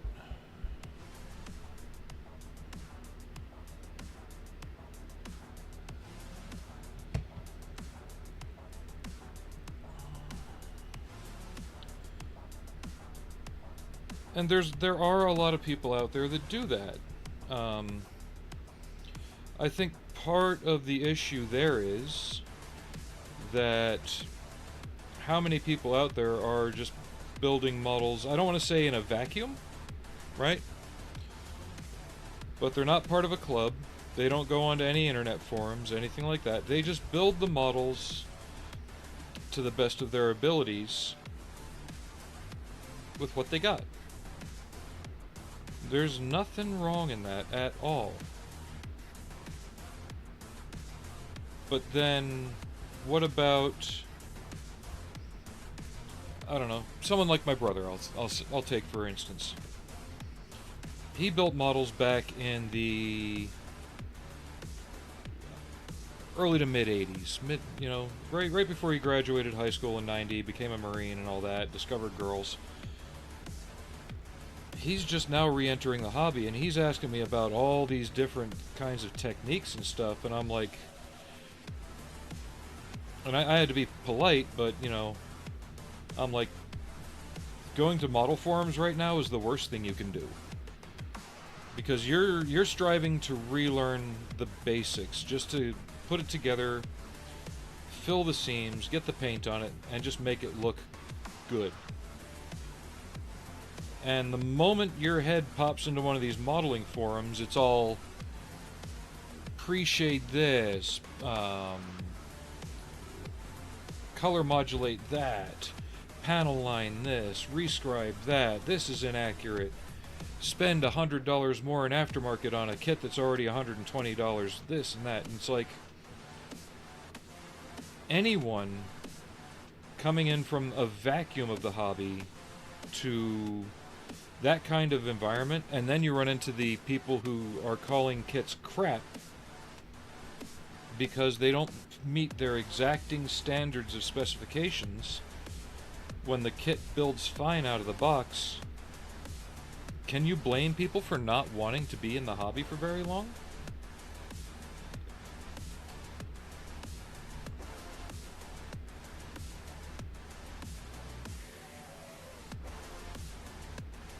And I don't disagree. There is a certain amount of perfection that you want in your builds. You know, there's a certain amount of personal quality and personal pride you want to put into it. That is fine. It's when others start making their perception of what that is seem like it should be your perception as well. That's when it takes the fun out of it, and that's when it takes the life out of it.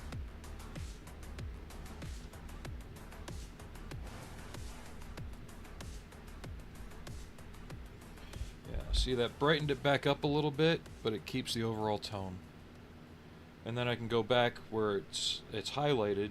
I can go back with some gray paint and a fine marker and add scratches, or not fine marker, fine brush, and add chips and scratches inside there to make it look like the paint's been worn and then chipped up.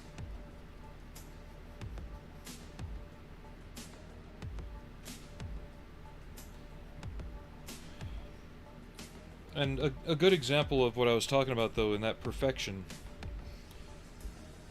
Say you're building a P51, and you do a damn good job on it, and it looks, really, for lack of better words, it would meet all the basic requirements to win a top 3 medal at any contest. But then you get that one dickhead. Oh, you didn't use Alclad bare aluminum polished on it, so it looks like shit. Because the only P51s he's ever seen are restored ones that are perfectly polished to a mirror shine. You know? When in actuality, some crew chiefs did shine them up a little bit, but they weren't polished like that. In the actual theater, they were relatively dull. They worried more about making sure they could fly than making sure they looked pretty. And it's a known fact that even the wings were sprayed with an aluminum dope over sealed panel lines. So, but it's that one guy that comes out and shoulds all over people. You should do this, you should do that. That's what kills a lot of people's motivation for the hobby. The only thing you should do in this hobby is build it the way you want. If you want to strive for perfect, that's fine. Strive for perfect. If you want to put those photo etch and resin aftermarket upgrades into it, that's cool too. But not everybody has to build exactly like you.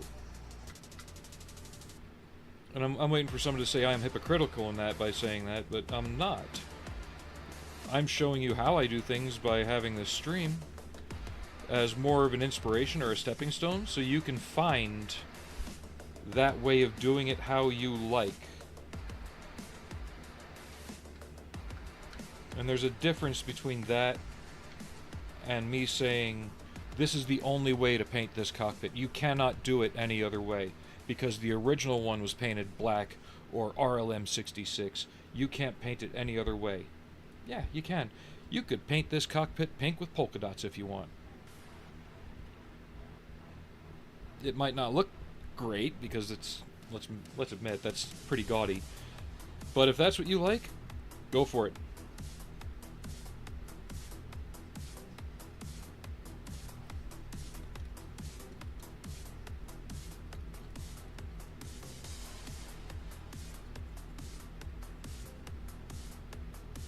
But if you ever run into somebody who asks you, why didn't you do this?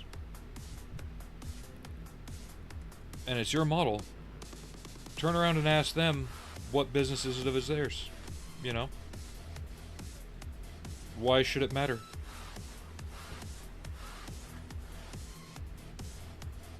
Or just simply say, because that's how I wanted to.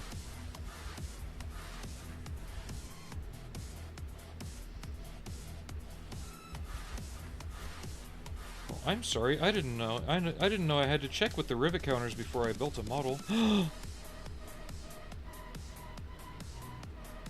Please don't take my glue and my X-Acto knives from me because I didn't build the model the way you want it built. Ah!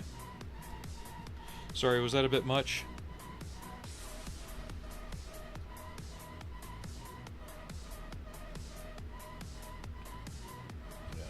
You can see how that just barely pops those details now. I'll be able to find them, paint the hoses dark gray or black. Some of the other things I can make pop out a little bit.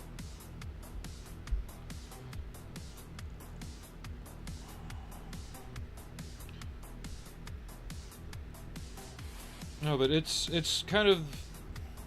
We talk about pendulum swings on things in society. The model pendulum is swinging back to that perfectionist attitude that kind of inundated it in the early 2000s. I'm seeing it a lot more. And it's kind of what's making me not want to go to my club anymore. Because I don't enjoy it. I didn't go to the last meeting. Because I'm not enjoying it.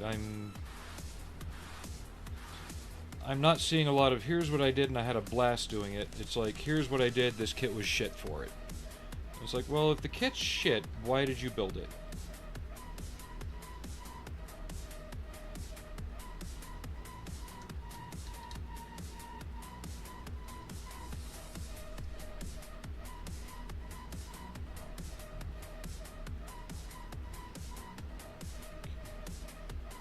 I like what's happening there.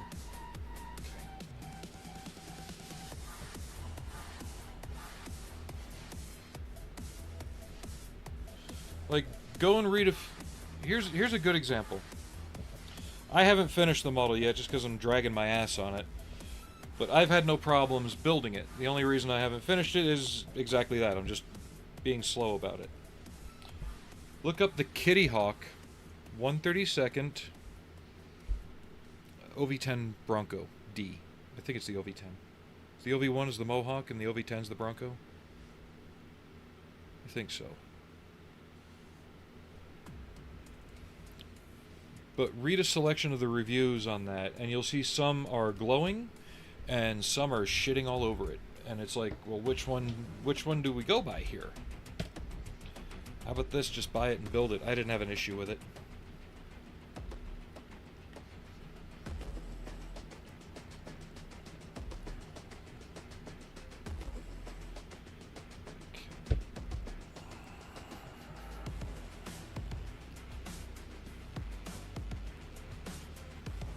Okay, so how do I want to do this? We need sand here.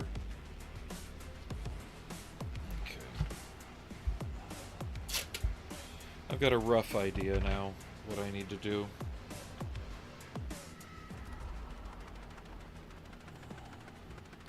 Now, I've never done machining Krieger from scratch, and I don't think I'm ever going to start. Going back to your earlier comment, I don't have the personal, like, imagination for that.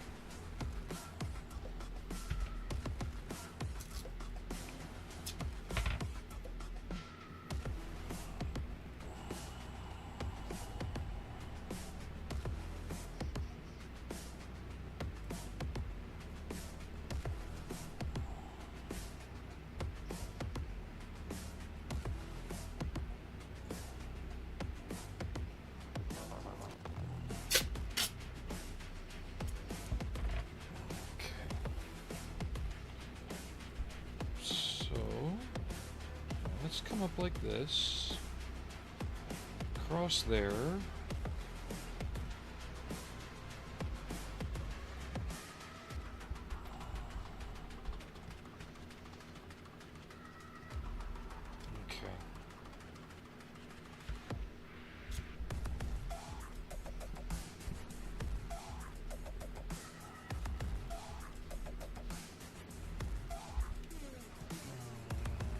No, that's going too high up.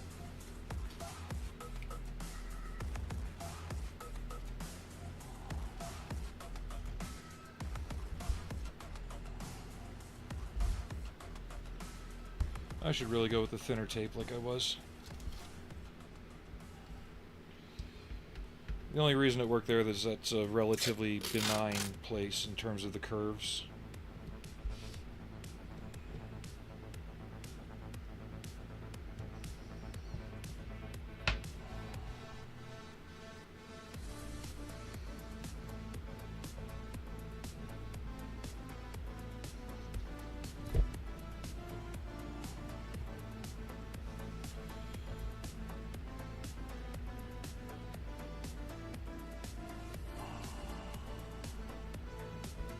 It just feels like a weird flex from some people when they say, well, I spent this, this, and this on all these aftermarket upgrades on a model, when chances are the model never really needed it.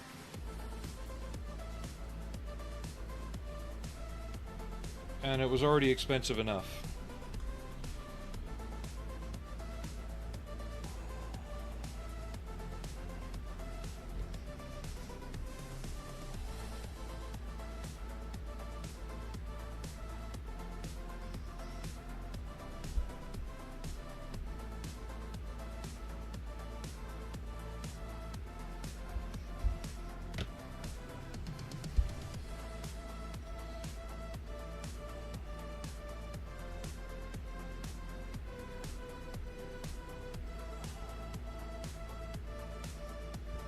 And that's not to say all aftermarket's bad.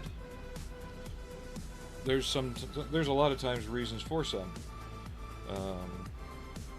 The small Reliant that I'm building, I had to buy the photo etch set because when they retooled the hull, they didn't put the windows back in it. And the photo etch set includes templates for drilling out the windows.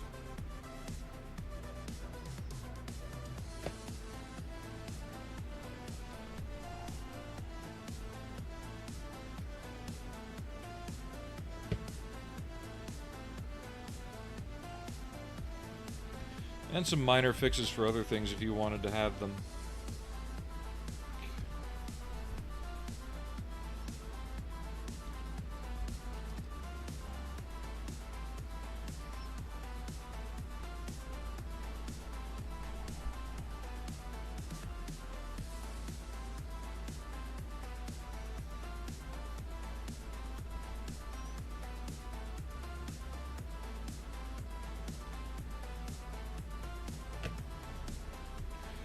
See something.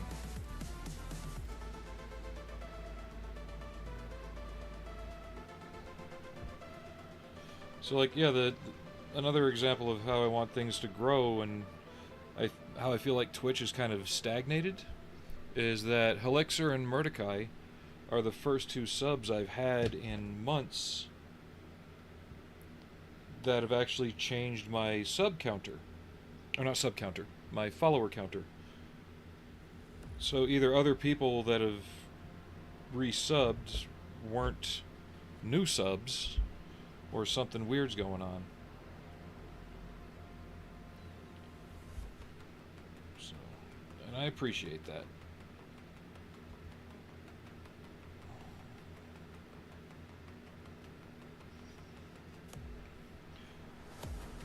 And it is kind of disheartening, because I know I can't be on a lot, and I know some people unfollow people just because they're not on often enough, and that's take it or leave it, but I feel it's kind of weird.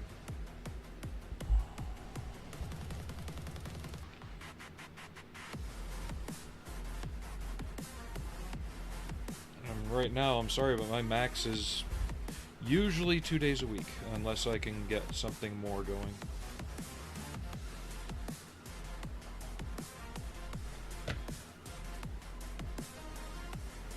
But I am starting to feel a little bit more like my old self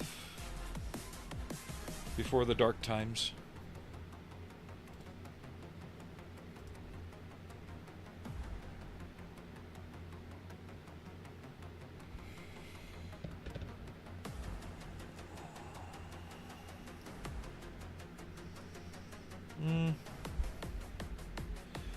Honestly, I wouldn't want to scratch build Machining Krieger.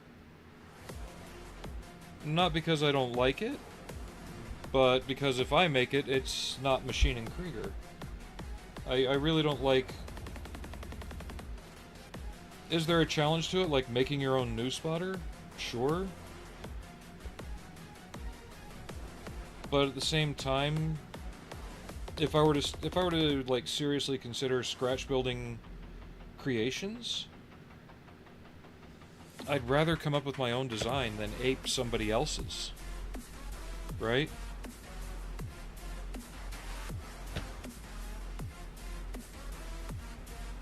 Like, the only thing I would consider recreating would be the Nut Rocker in 1/20th scale, because the kit is so impossible to come by, and it's so huge. And the only thing that would keep me from doing that is I'd have to find out what parts were used for the hull alone,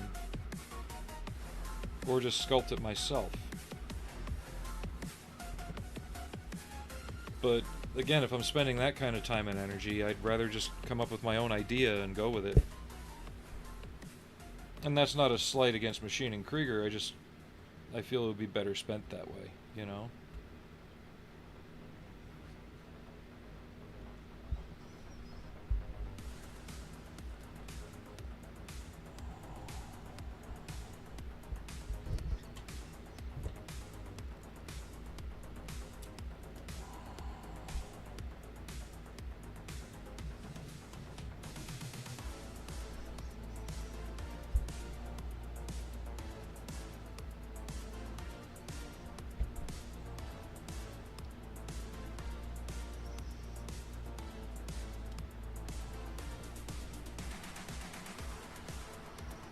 Well, this goes back to what we were talking about the other day, about how you don't realize that things in your workplace, how far they're bringing you down, until you get away from them.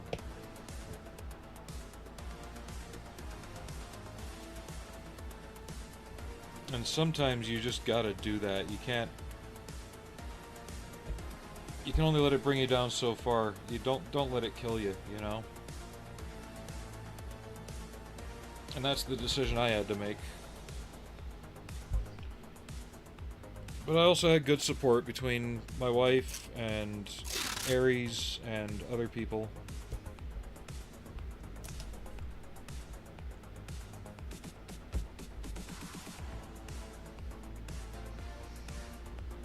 And I was lucky enough that it happened at a time where I was able to actually do it.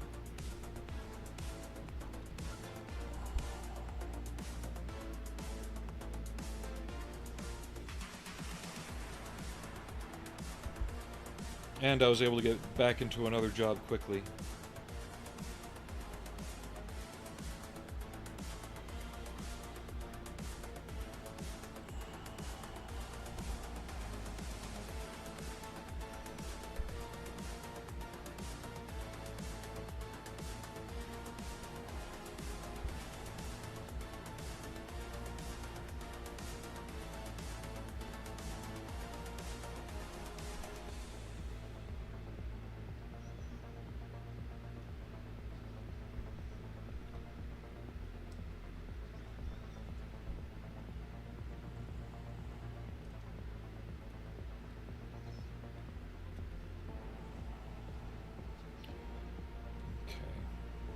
That's good enough for that.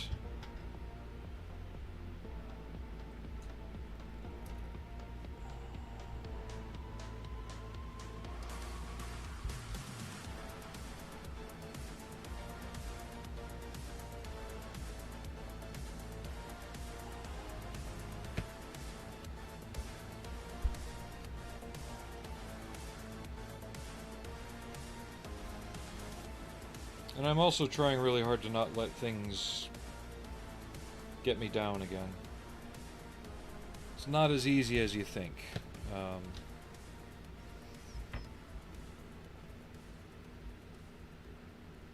And there's always going to be a backslide. You're always going to start... You're going to start thinking about the what-ifs, you know? It happens.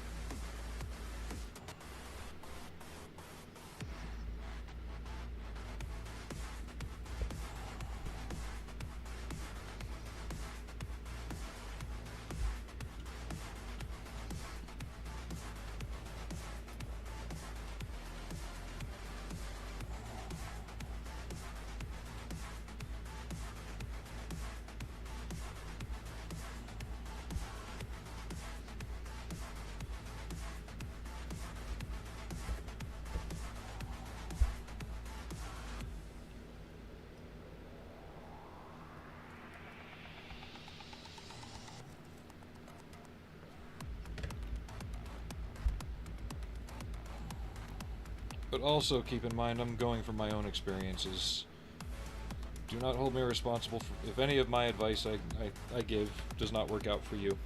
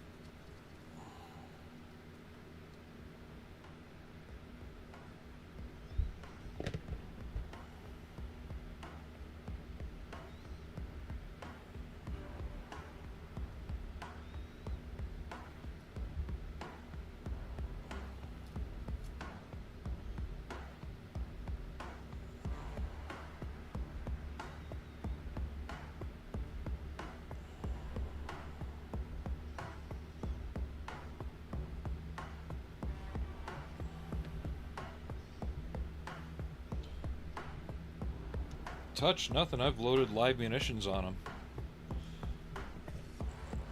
I play with the things that go boom.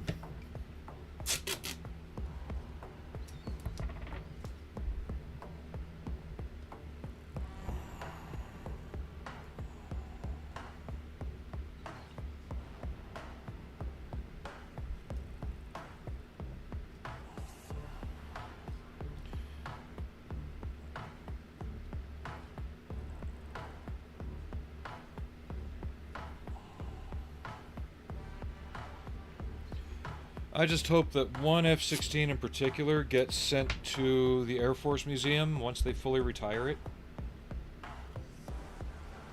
Because it's actually earned a little bit of a place in history. So there's that green, that green. I just want to put a strip on the belly.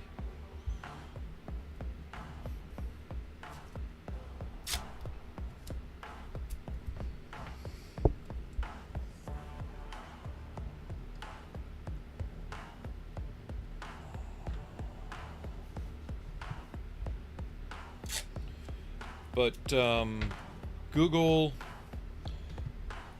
F-16 DG778 and look up what it did in '92. I think it was '92.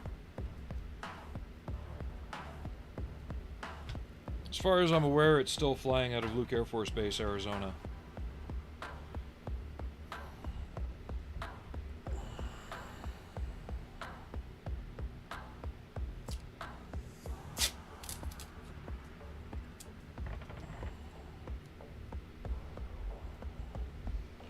I wasn't in the Air Force at the time, but the first unit I was in had that plane as one of its squadron aircraft.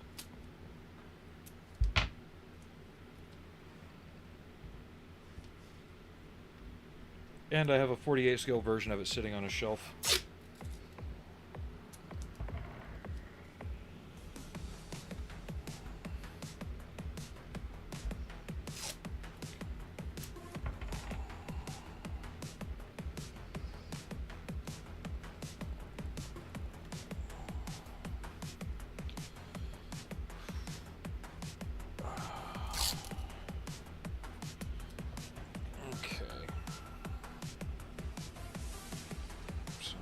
There.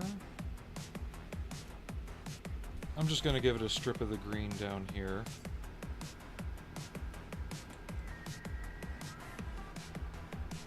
We'll just make its foot the dark green color.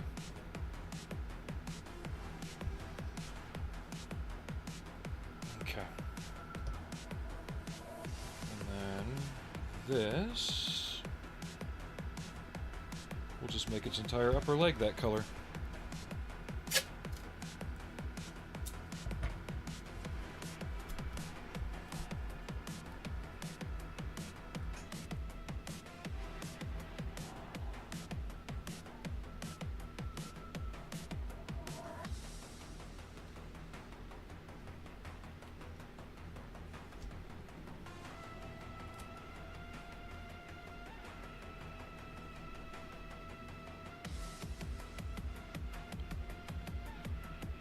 But what makes 778's achievement so funny is we always chalk up the air-to-air stuff to the single-seat fighters, right?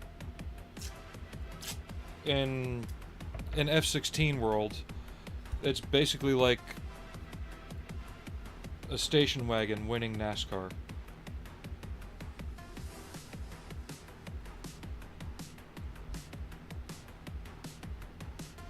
Okay, there. Let's get the ball lined up a little bit.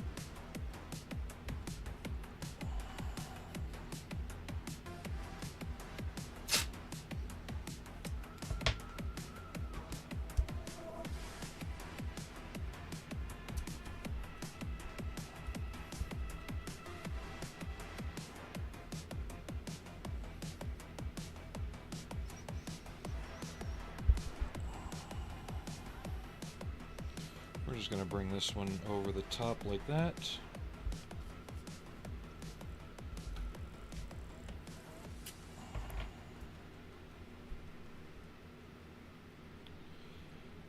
Yeah, they're kind of doing that at Luke now. Because right now 778's wearing a camouflage that never got adopted. Like, it never actually saw service. And it was just tested. But I think it's neat that they're allowing a little bit of the history of the F-16 to come through. They've got it in some kind of weird sand and brown camouflage. It was proposed for the first Gulf War, but never adopted. Not on that airframe, anyway. Before that, it was always in the typical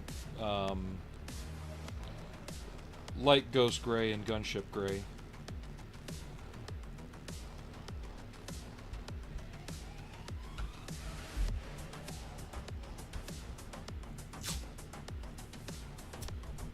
Okay, so I don't want to block off all of the sand. I want to keep that blue sand green pattern going, so I'm just going to put that one there to leave a bit of sand between the two.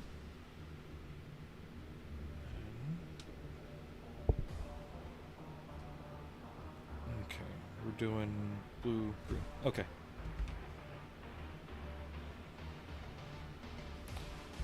I never finished masking that.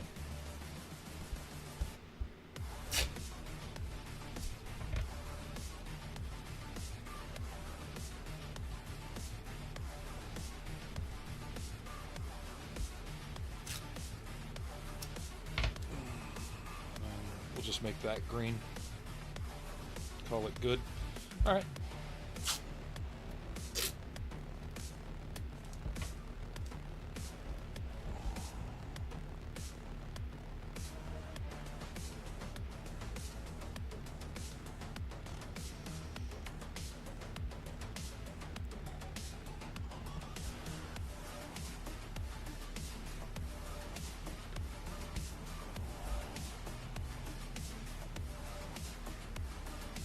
Well, if you ever get a chance to go to the UK,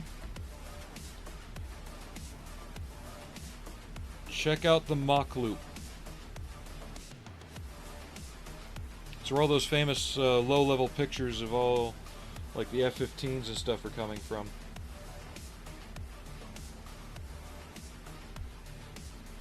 I believe it's down in Wales, but I could be wrong.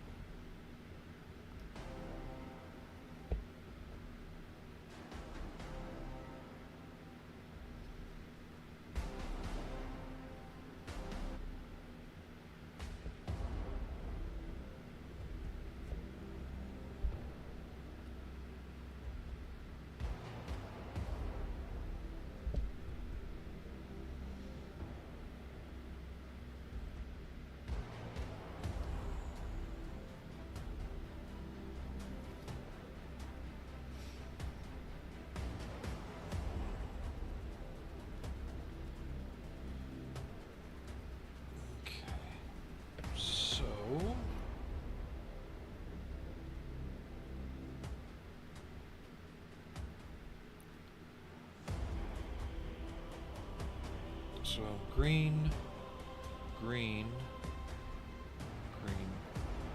I'm just gonna paint it, peel it, see how it looks, and then we'll retouch and redo more if we have to.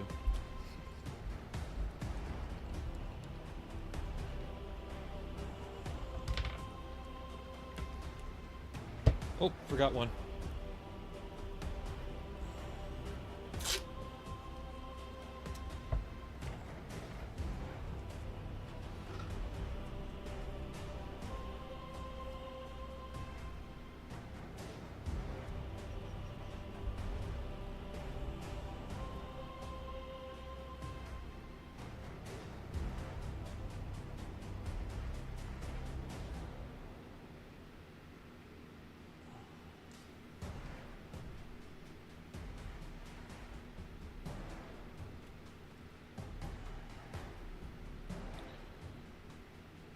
Tell you one thing, you know who's crazy with the F-16s?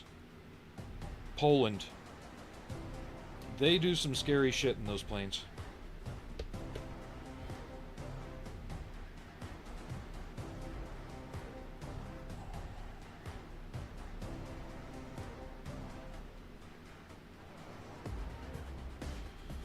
We hosted a squadron here at Hill one day, or one month, couple.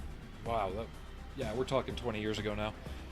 But yeah, those guys, they'd do some crazy stuff, but they'd also have some really awesome paint jobs too.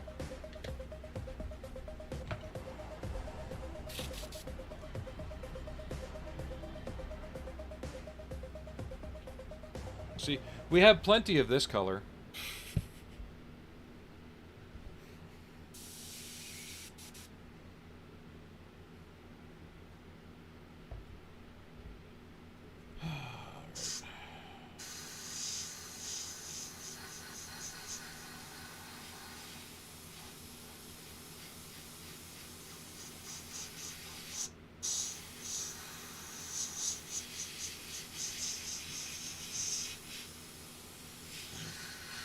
And the thing I'm fighting with on this is I'm trying to pull back from thinking I have to recreate the camo scheme precisely.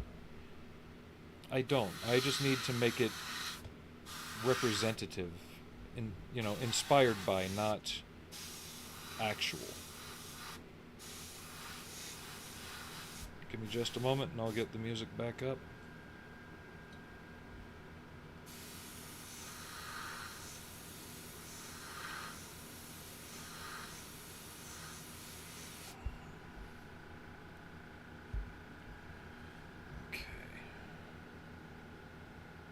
It doesn't feel like 2 hours and 43 minutes have gone by.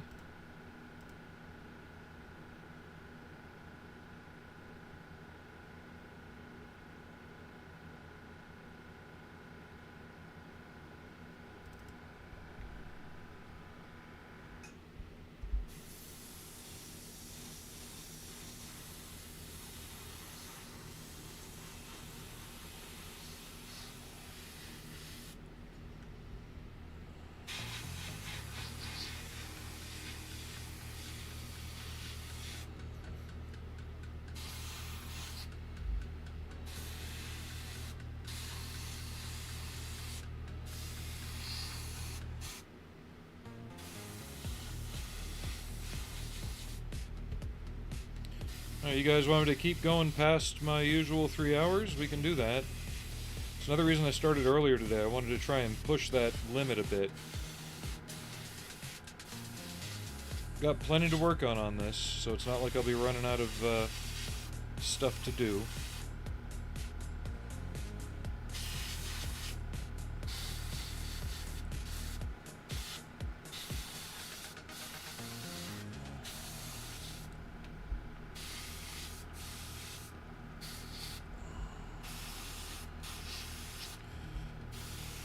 And a lot of this is part of me trying to get back to my old streaming schedule and old,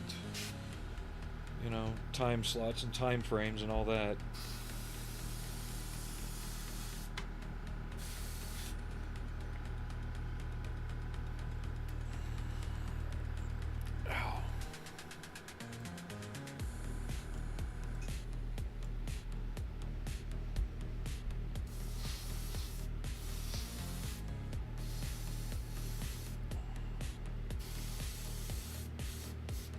Don't want to push myself too much, but I really do want to get back to where I was. Because it used to be I'd do a 3 or 4 hour stream after work almost every day, at least 4 days a week minimum, up to 5 or 6.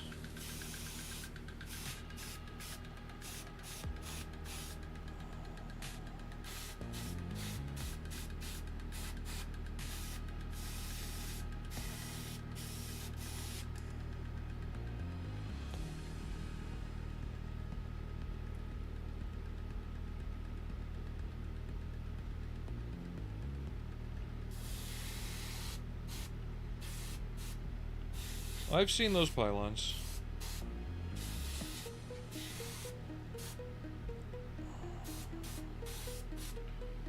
There's stuff we have that we don't normally fly that, you know, I can't exactly go on about either. Like, you always see other nations flying CFTs on their F-16s. We have them. We just never use them.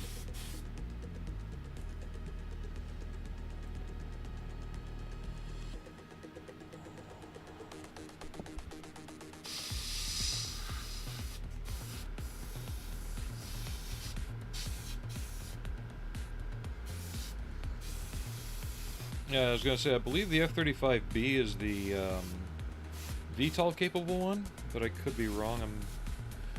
I really am not very well versed in F-35 stuff.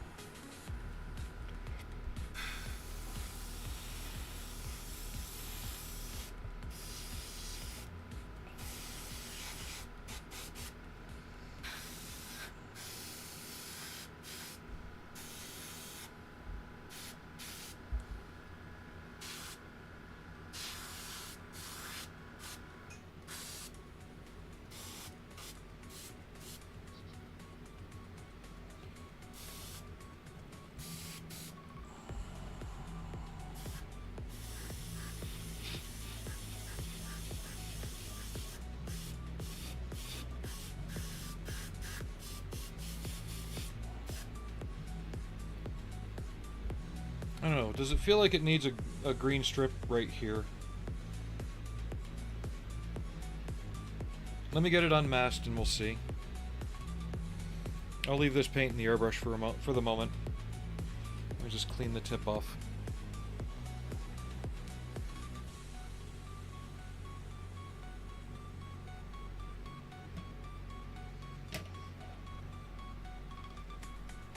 I should be able to throw it together pretty quick.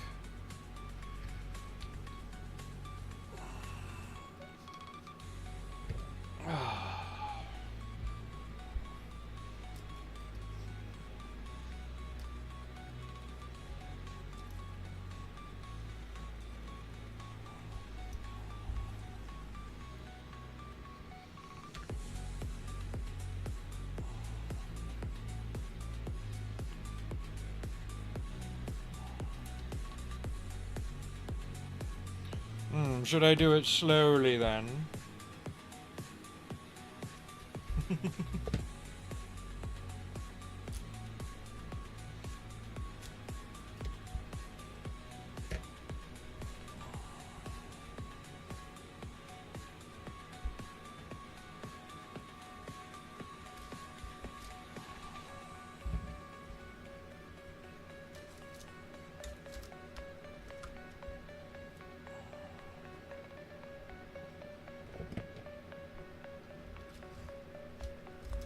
Whoops.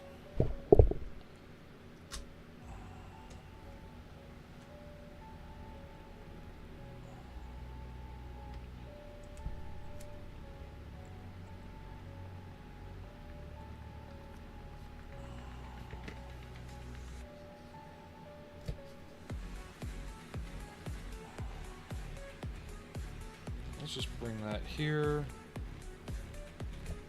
and then that to here, just to close off that shape.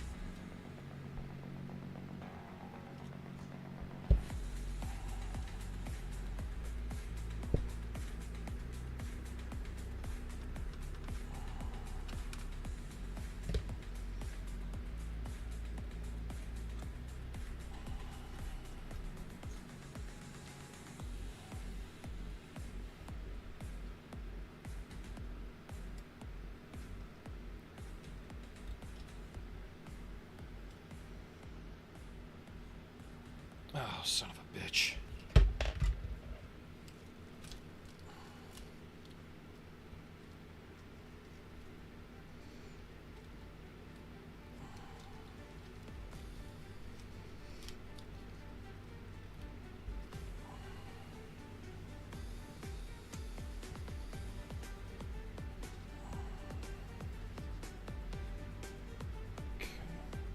So what do you think? One more strip of the dark green here, or just leave it?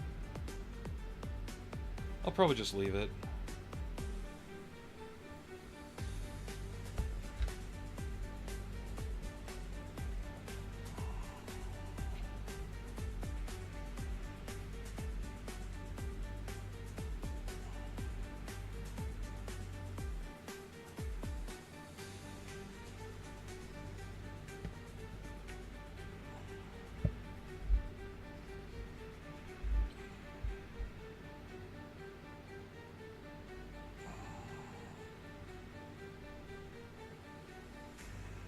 I forgot I had tape wrapped around that part and it just ripped it right off. Whoopsie!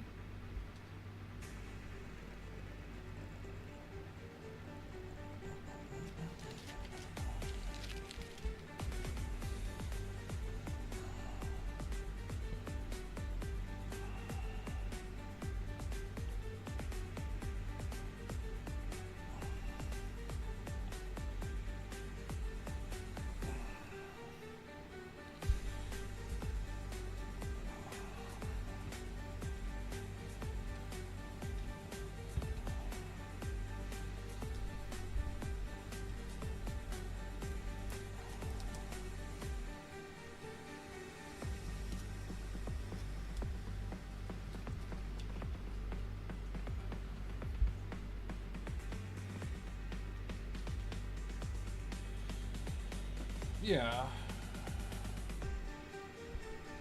Unfortunately, if you saw one wearing that, it meant bad things, you know?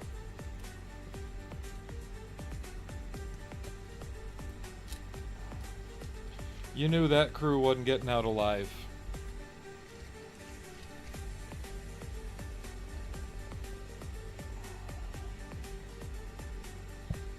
Let's just clean out the airbrush. I think I've got enough on this. We can work things out on different colors and stripes and decals.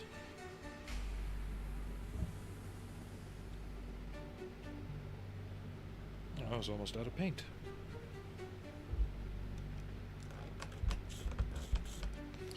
And I would really hate to have to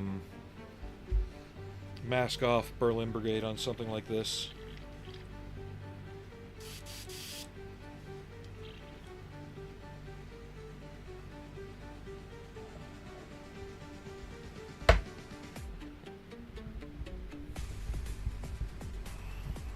Yeah, I'd love to get my hands on an RC Chieftain, though. They make one. It's $500. Or is it 500 pounds, whatever the going rate is. But it's sold through a UK company.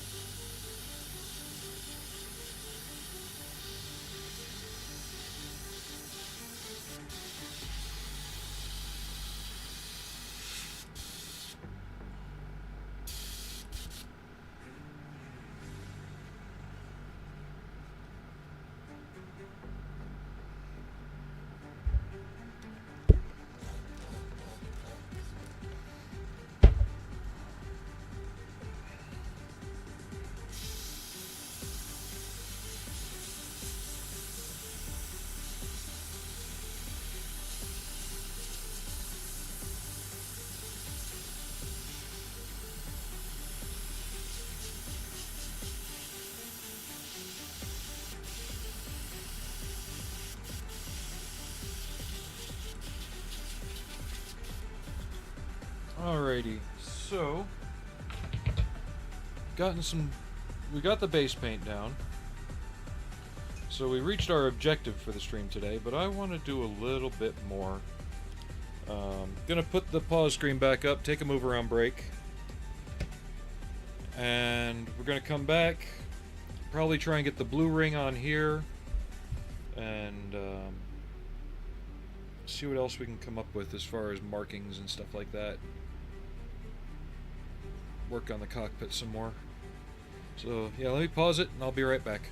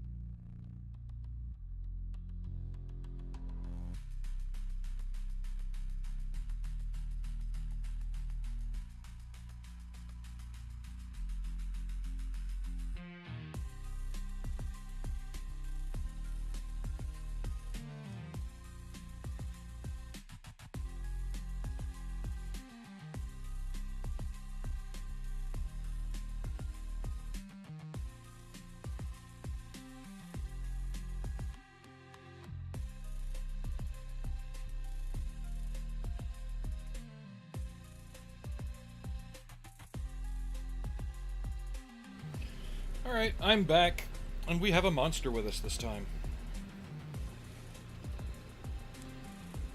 A little Allie monster. Hi, Allie. Good girl. Yeah, sit up.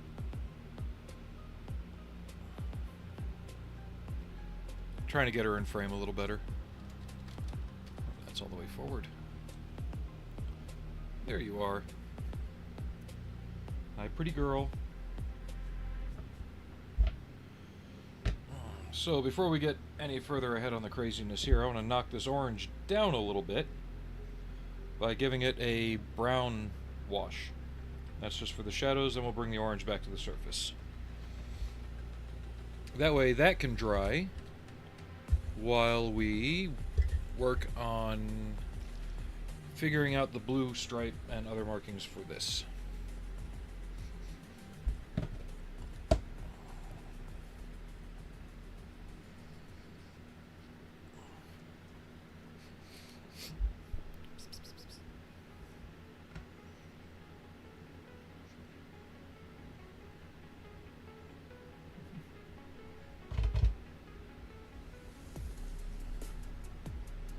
What, kitty girl? Huh? Oh, you want to be star of the show today, huh? We're doing this now, huh? Let me move some stuff here. Looks like the cat has other ideas now.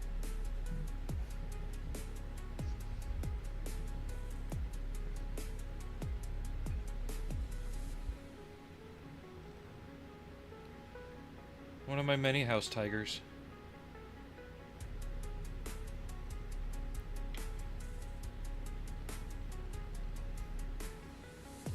She loves the ear rubs.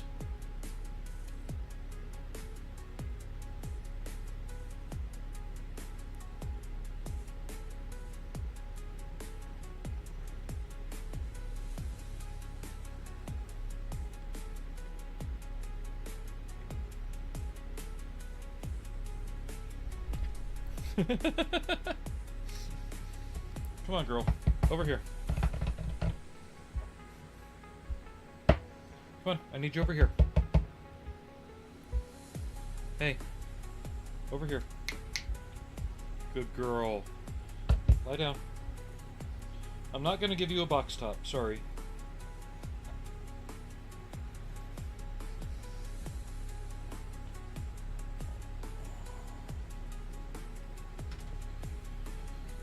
Where's my brush I was using earlier? There it is, for the wash.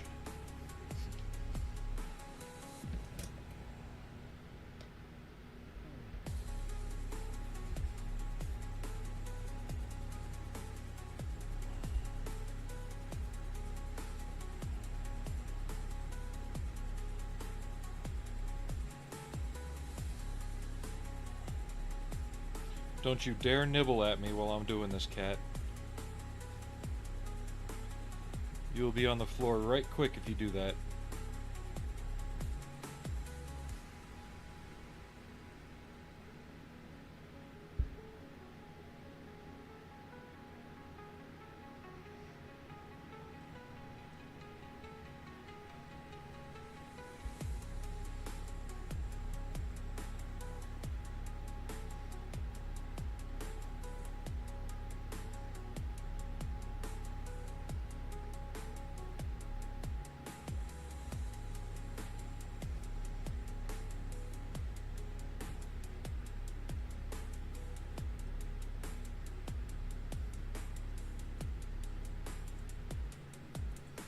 I will be bringing the orange back out. This is just basically a cheap and quick way of laying in the shadow, especially if it's going to be stuck behind a tinted canopy.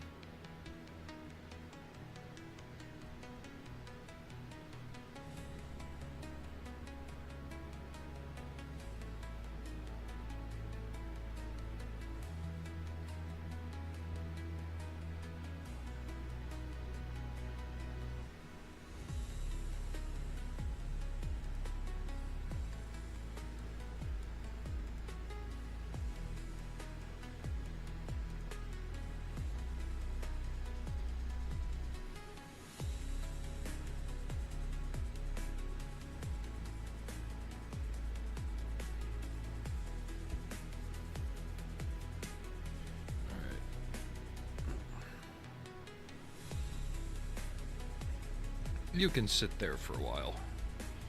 Wash that out.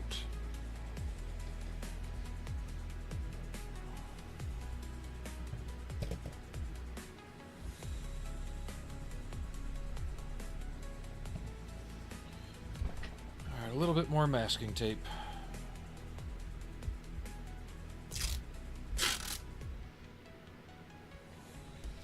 So the color that I'm doing around the collar is also going to be what's in the surround of the canopy. There's like a lip around the bubble that has a scribed line.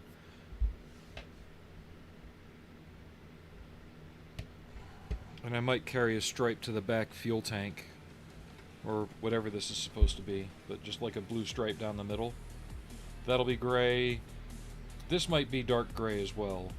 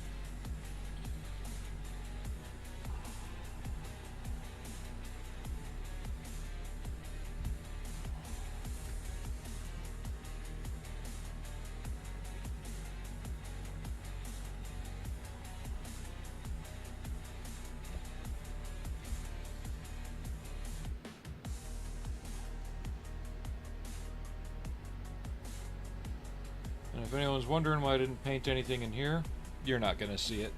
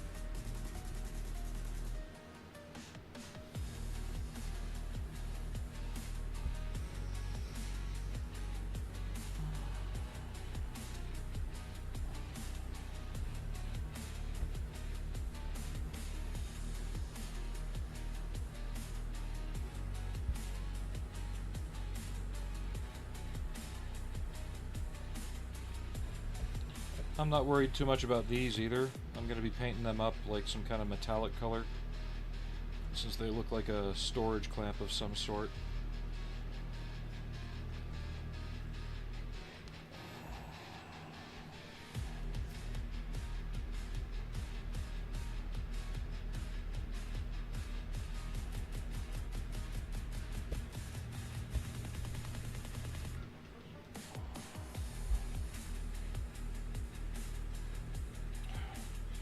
You're going to be a problem the rest of the build. Okay.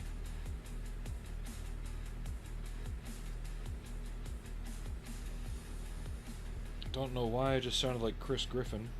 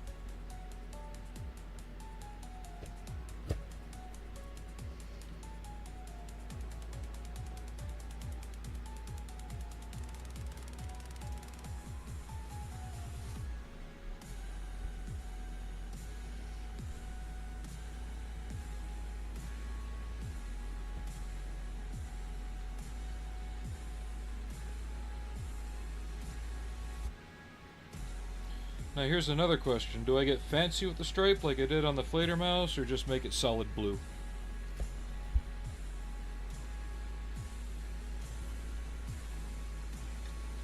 It feels like there's enough going on with this model that I don't need to get fancy with it.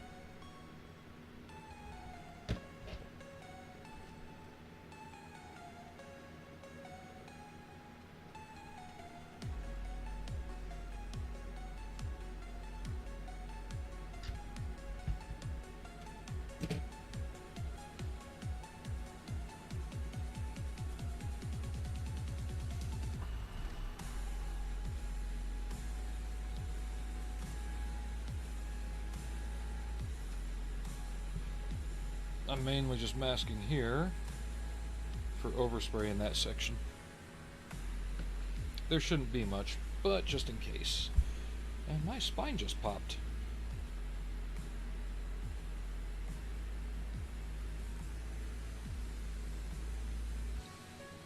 Who had live spinal dislocation on their bingo card for today's stream? I didn't.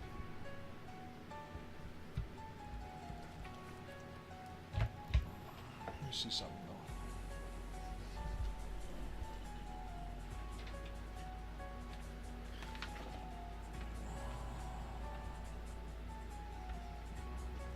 though. Alright, fuck it. We're gonna get a little fancy.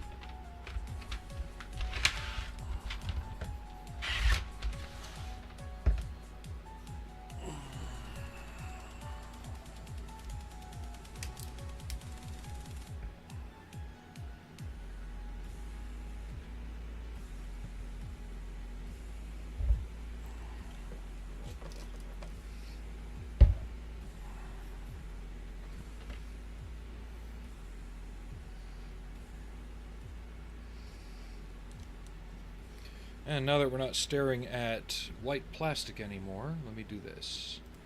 Bloop.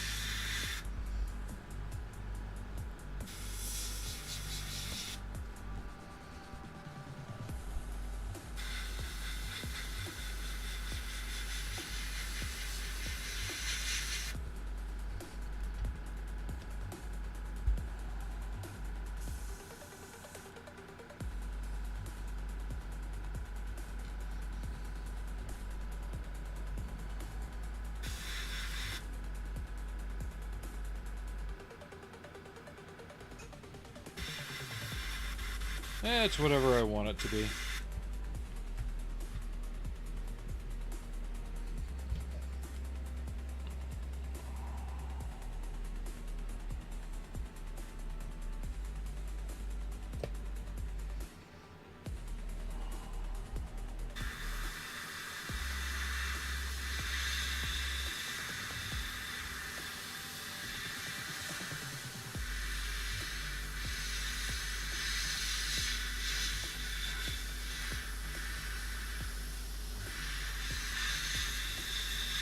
I just didn't think any of the other paint schemes were very inspiring, given the amount of gray on gray or gray and green and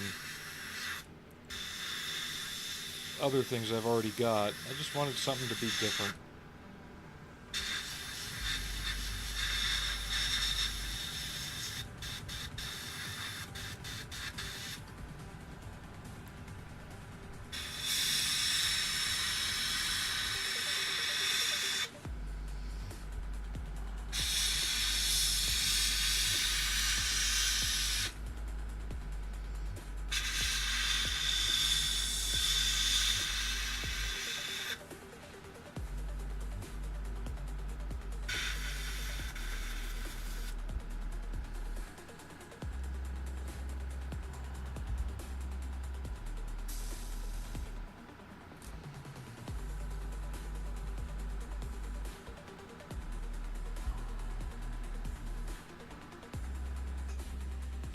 And thanks again for everybody hanging out.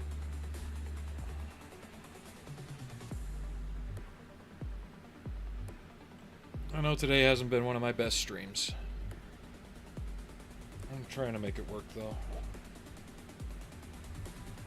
Not feeling at my top today, that's for sure.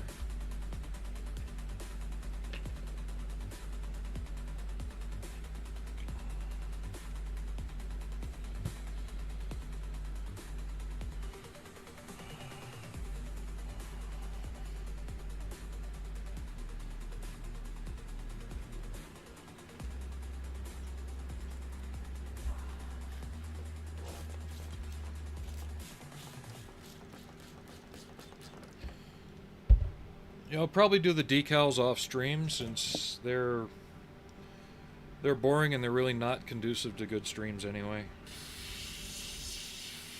Because you can only do so many at a time before you got to put it aside and let it dry so you don't accidentally touch one and screw it up.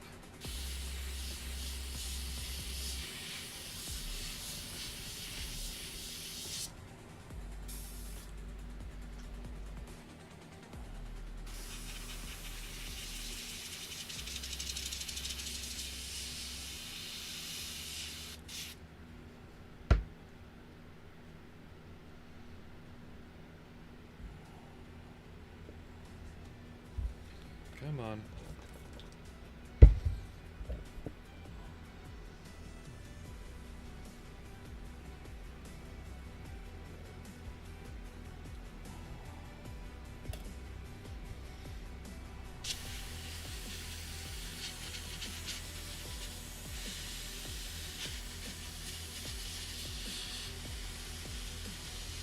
I hope to be more well prepared by Friday.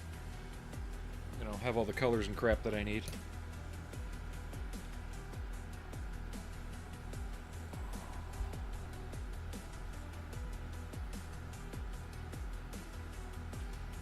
So since I started out with a darker blue, I'm gonna lightly fade it with a lighter blue. Yep. You read my mind.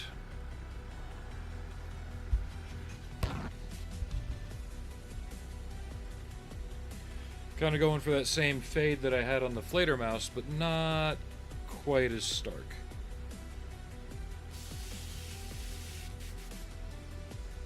So.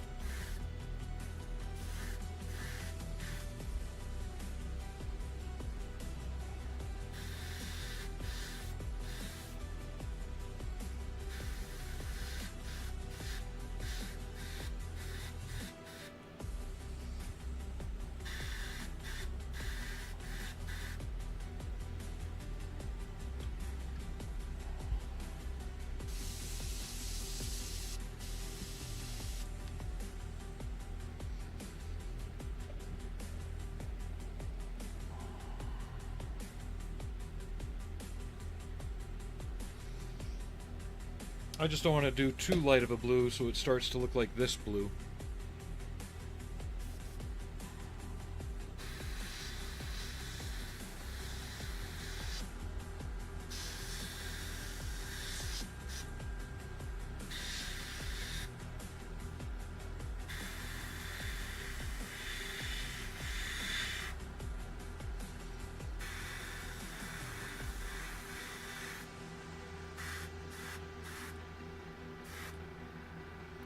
There we go. But that way it doesn't also look like lifeless, singular blue. And I can go back and dry brush it and things like that with even lighter shades to pop the details, but it's enough that a wash of some sort it'll cause the details to come out. There's some scribed lines and some raised detail in there.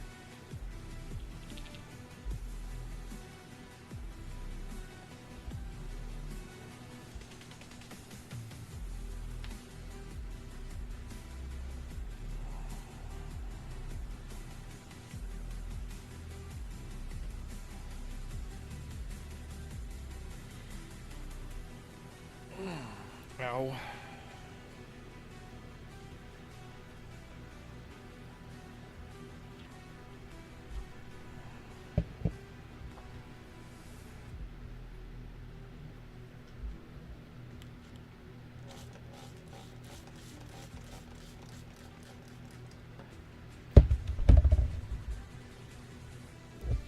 Why is my phone suddenly going berserk?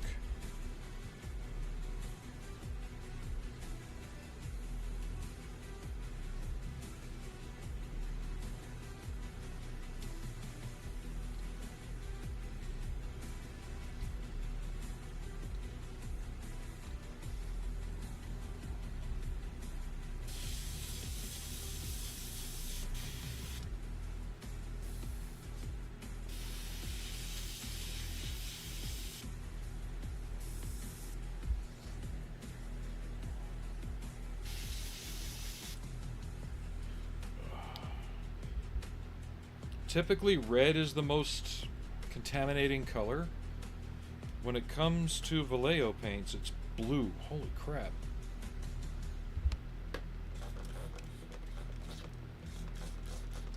They got some strong pigments in their blue line of paints.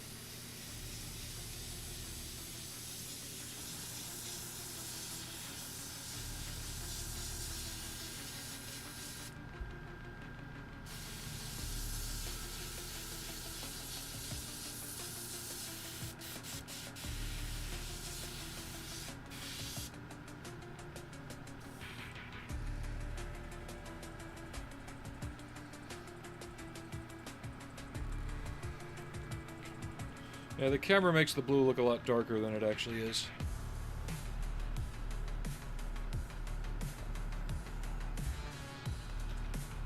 All the colors seem a little washed out.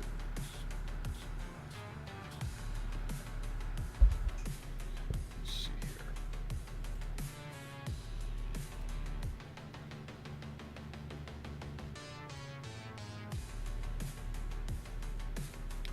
There we go, that's a bit more true.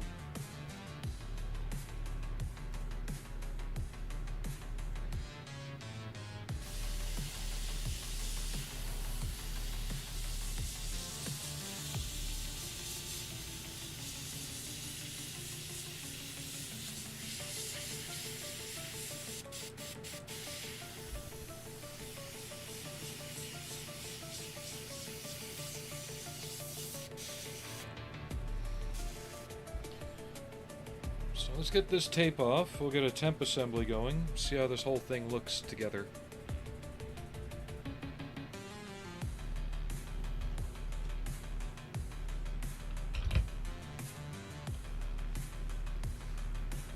Are there more birds outside, Allie? She loves watching the birds.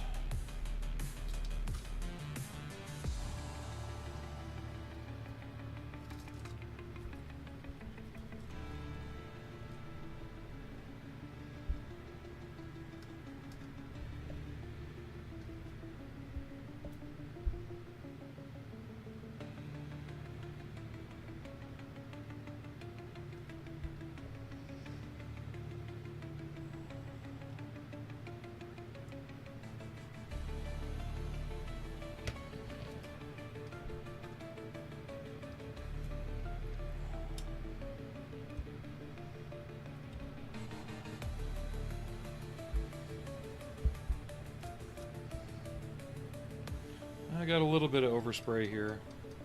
Not too much. I'll be able to make that disappear.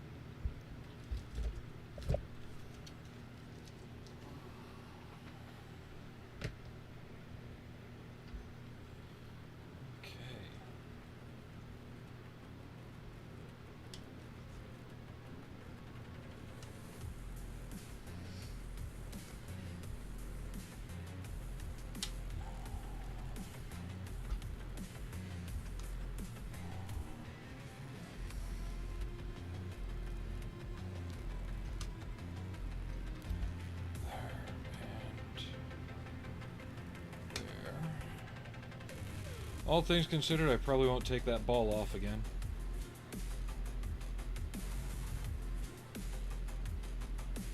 Yeah, we're getting pretty close to end of stream here too, so if you want to just hang out for another maybe 5-10 minutes.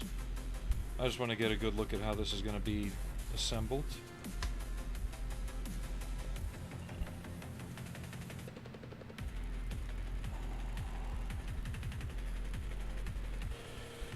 I'll post some pictures up on Instagram and YouTube as well.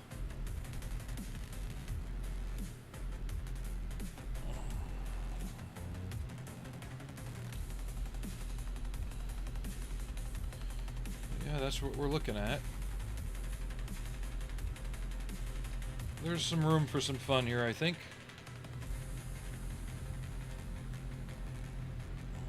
Pretty well balanced.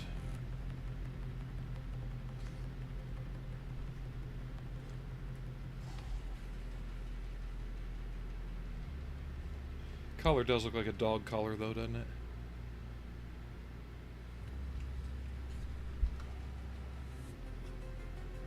I wish there was something like a bulldog unit marking in the Machining Krieger universe.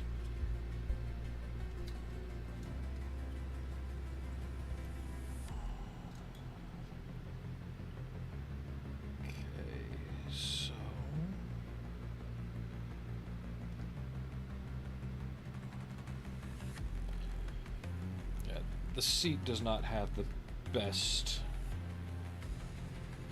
locating tabs.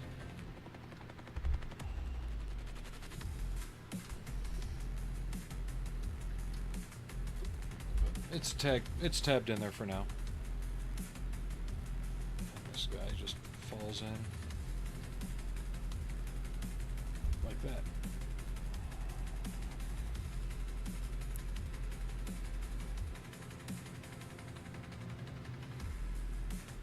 Yeah, once we start the chipping and scratching and other things, it ought to be alright.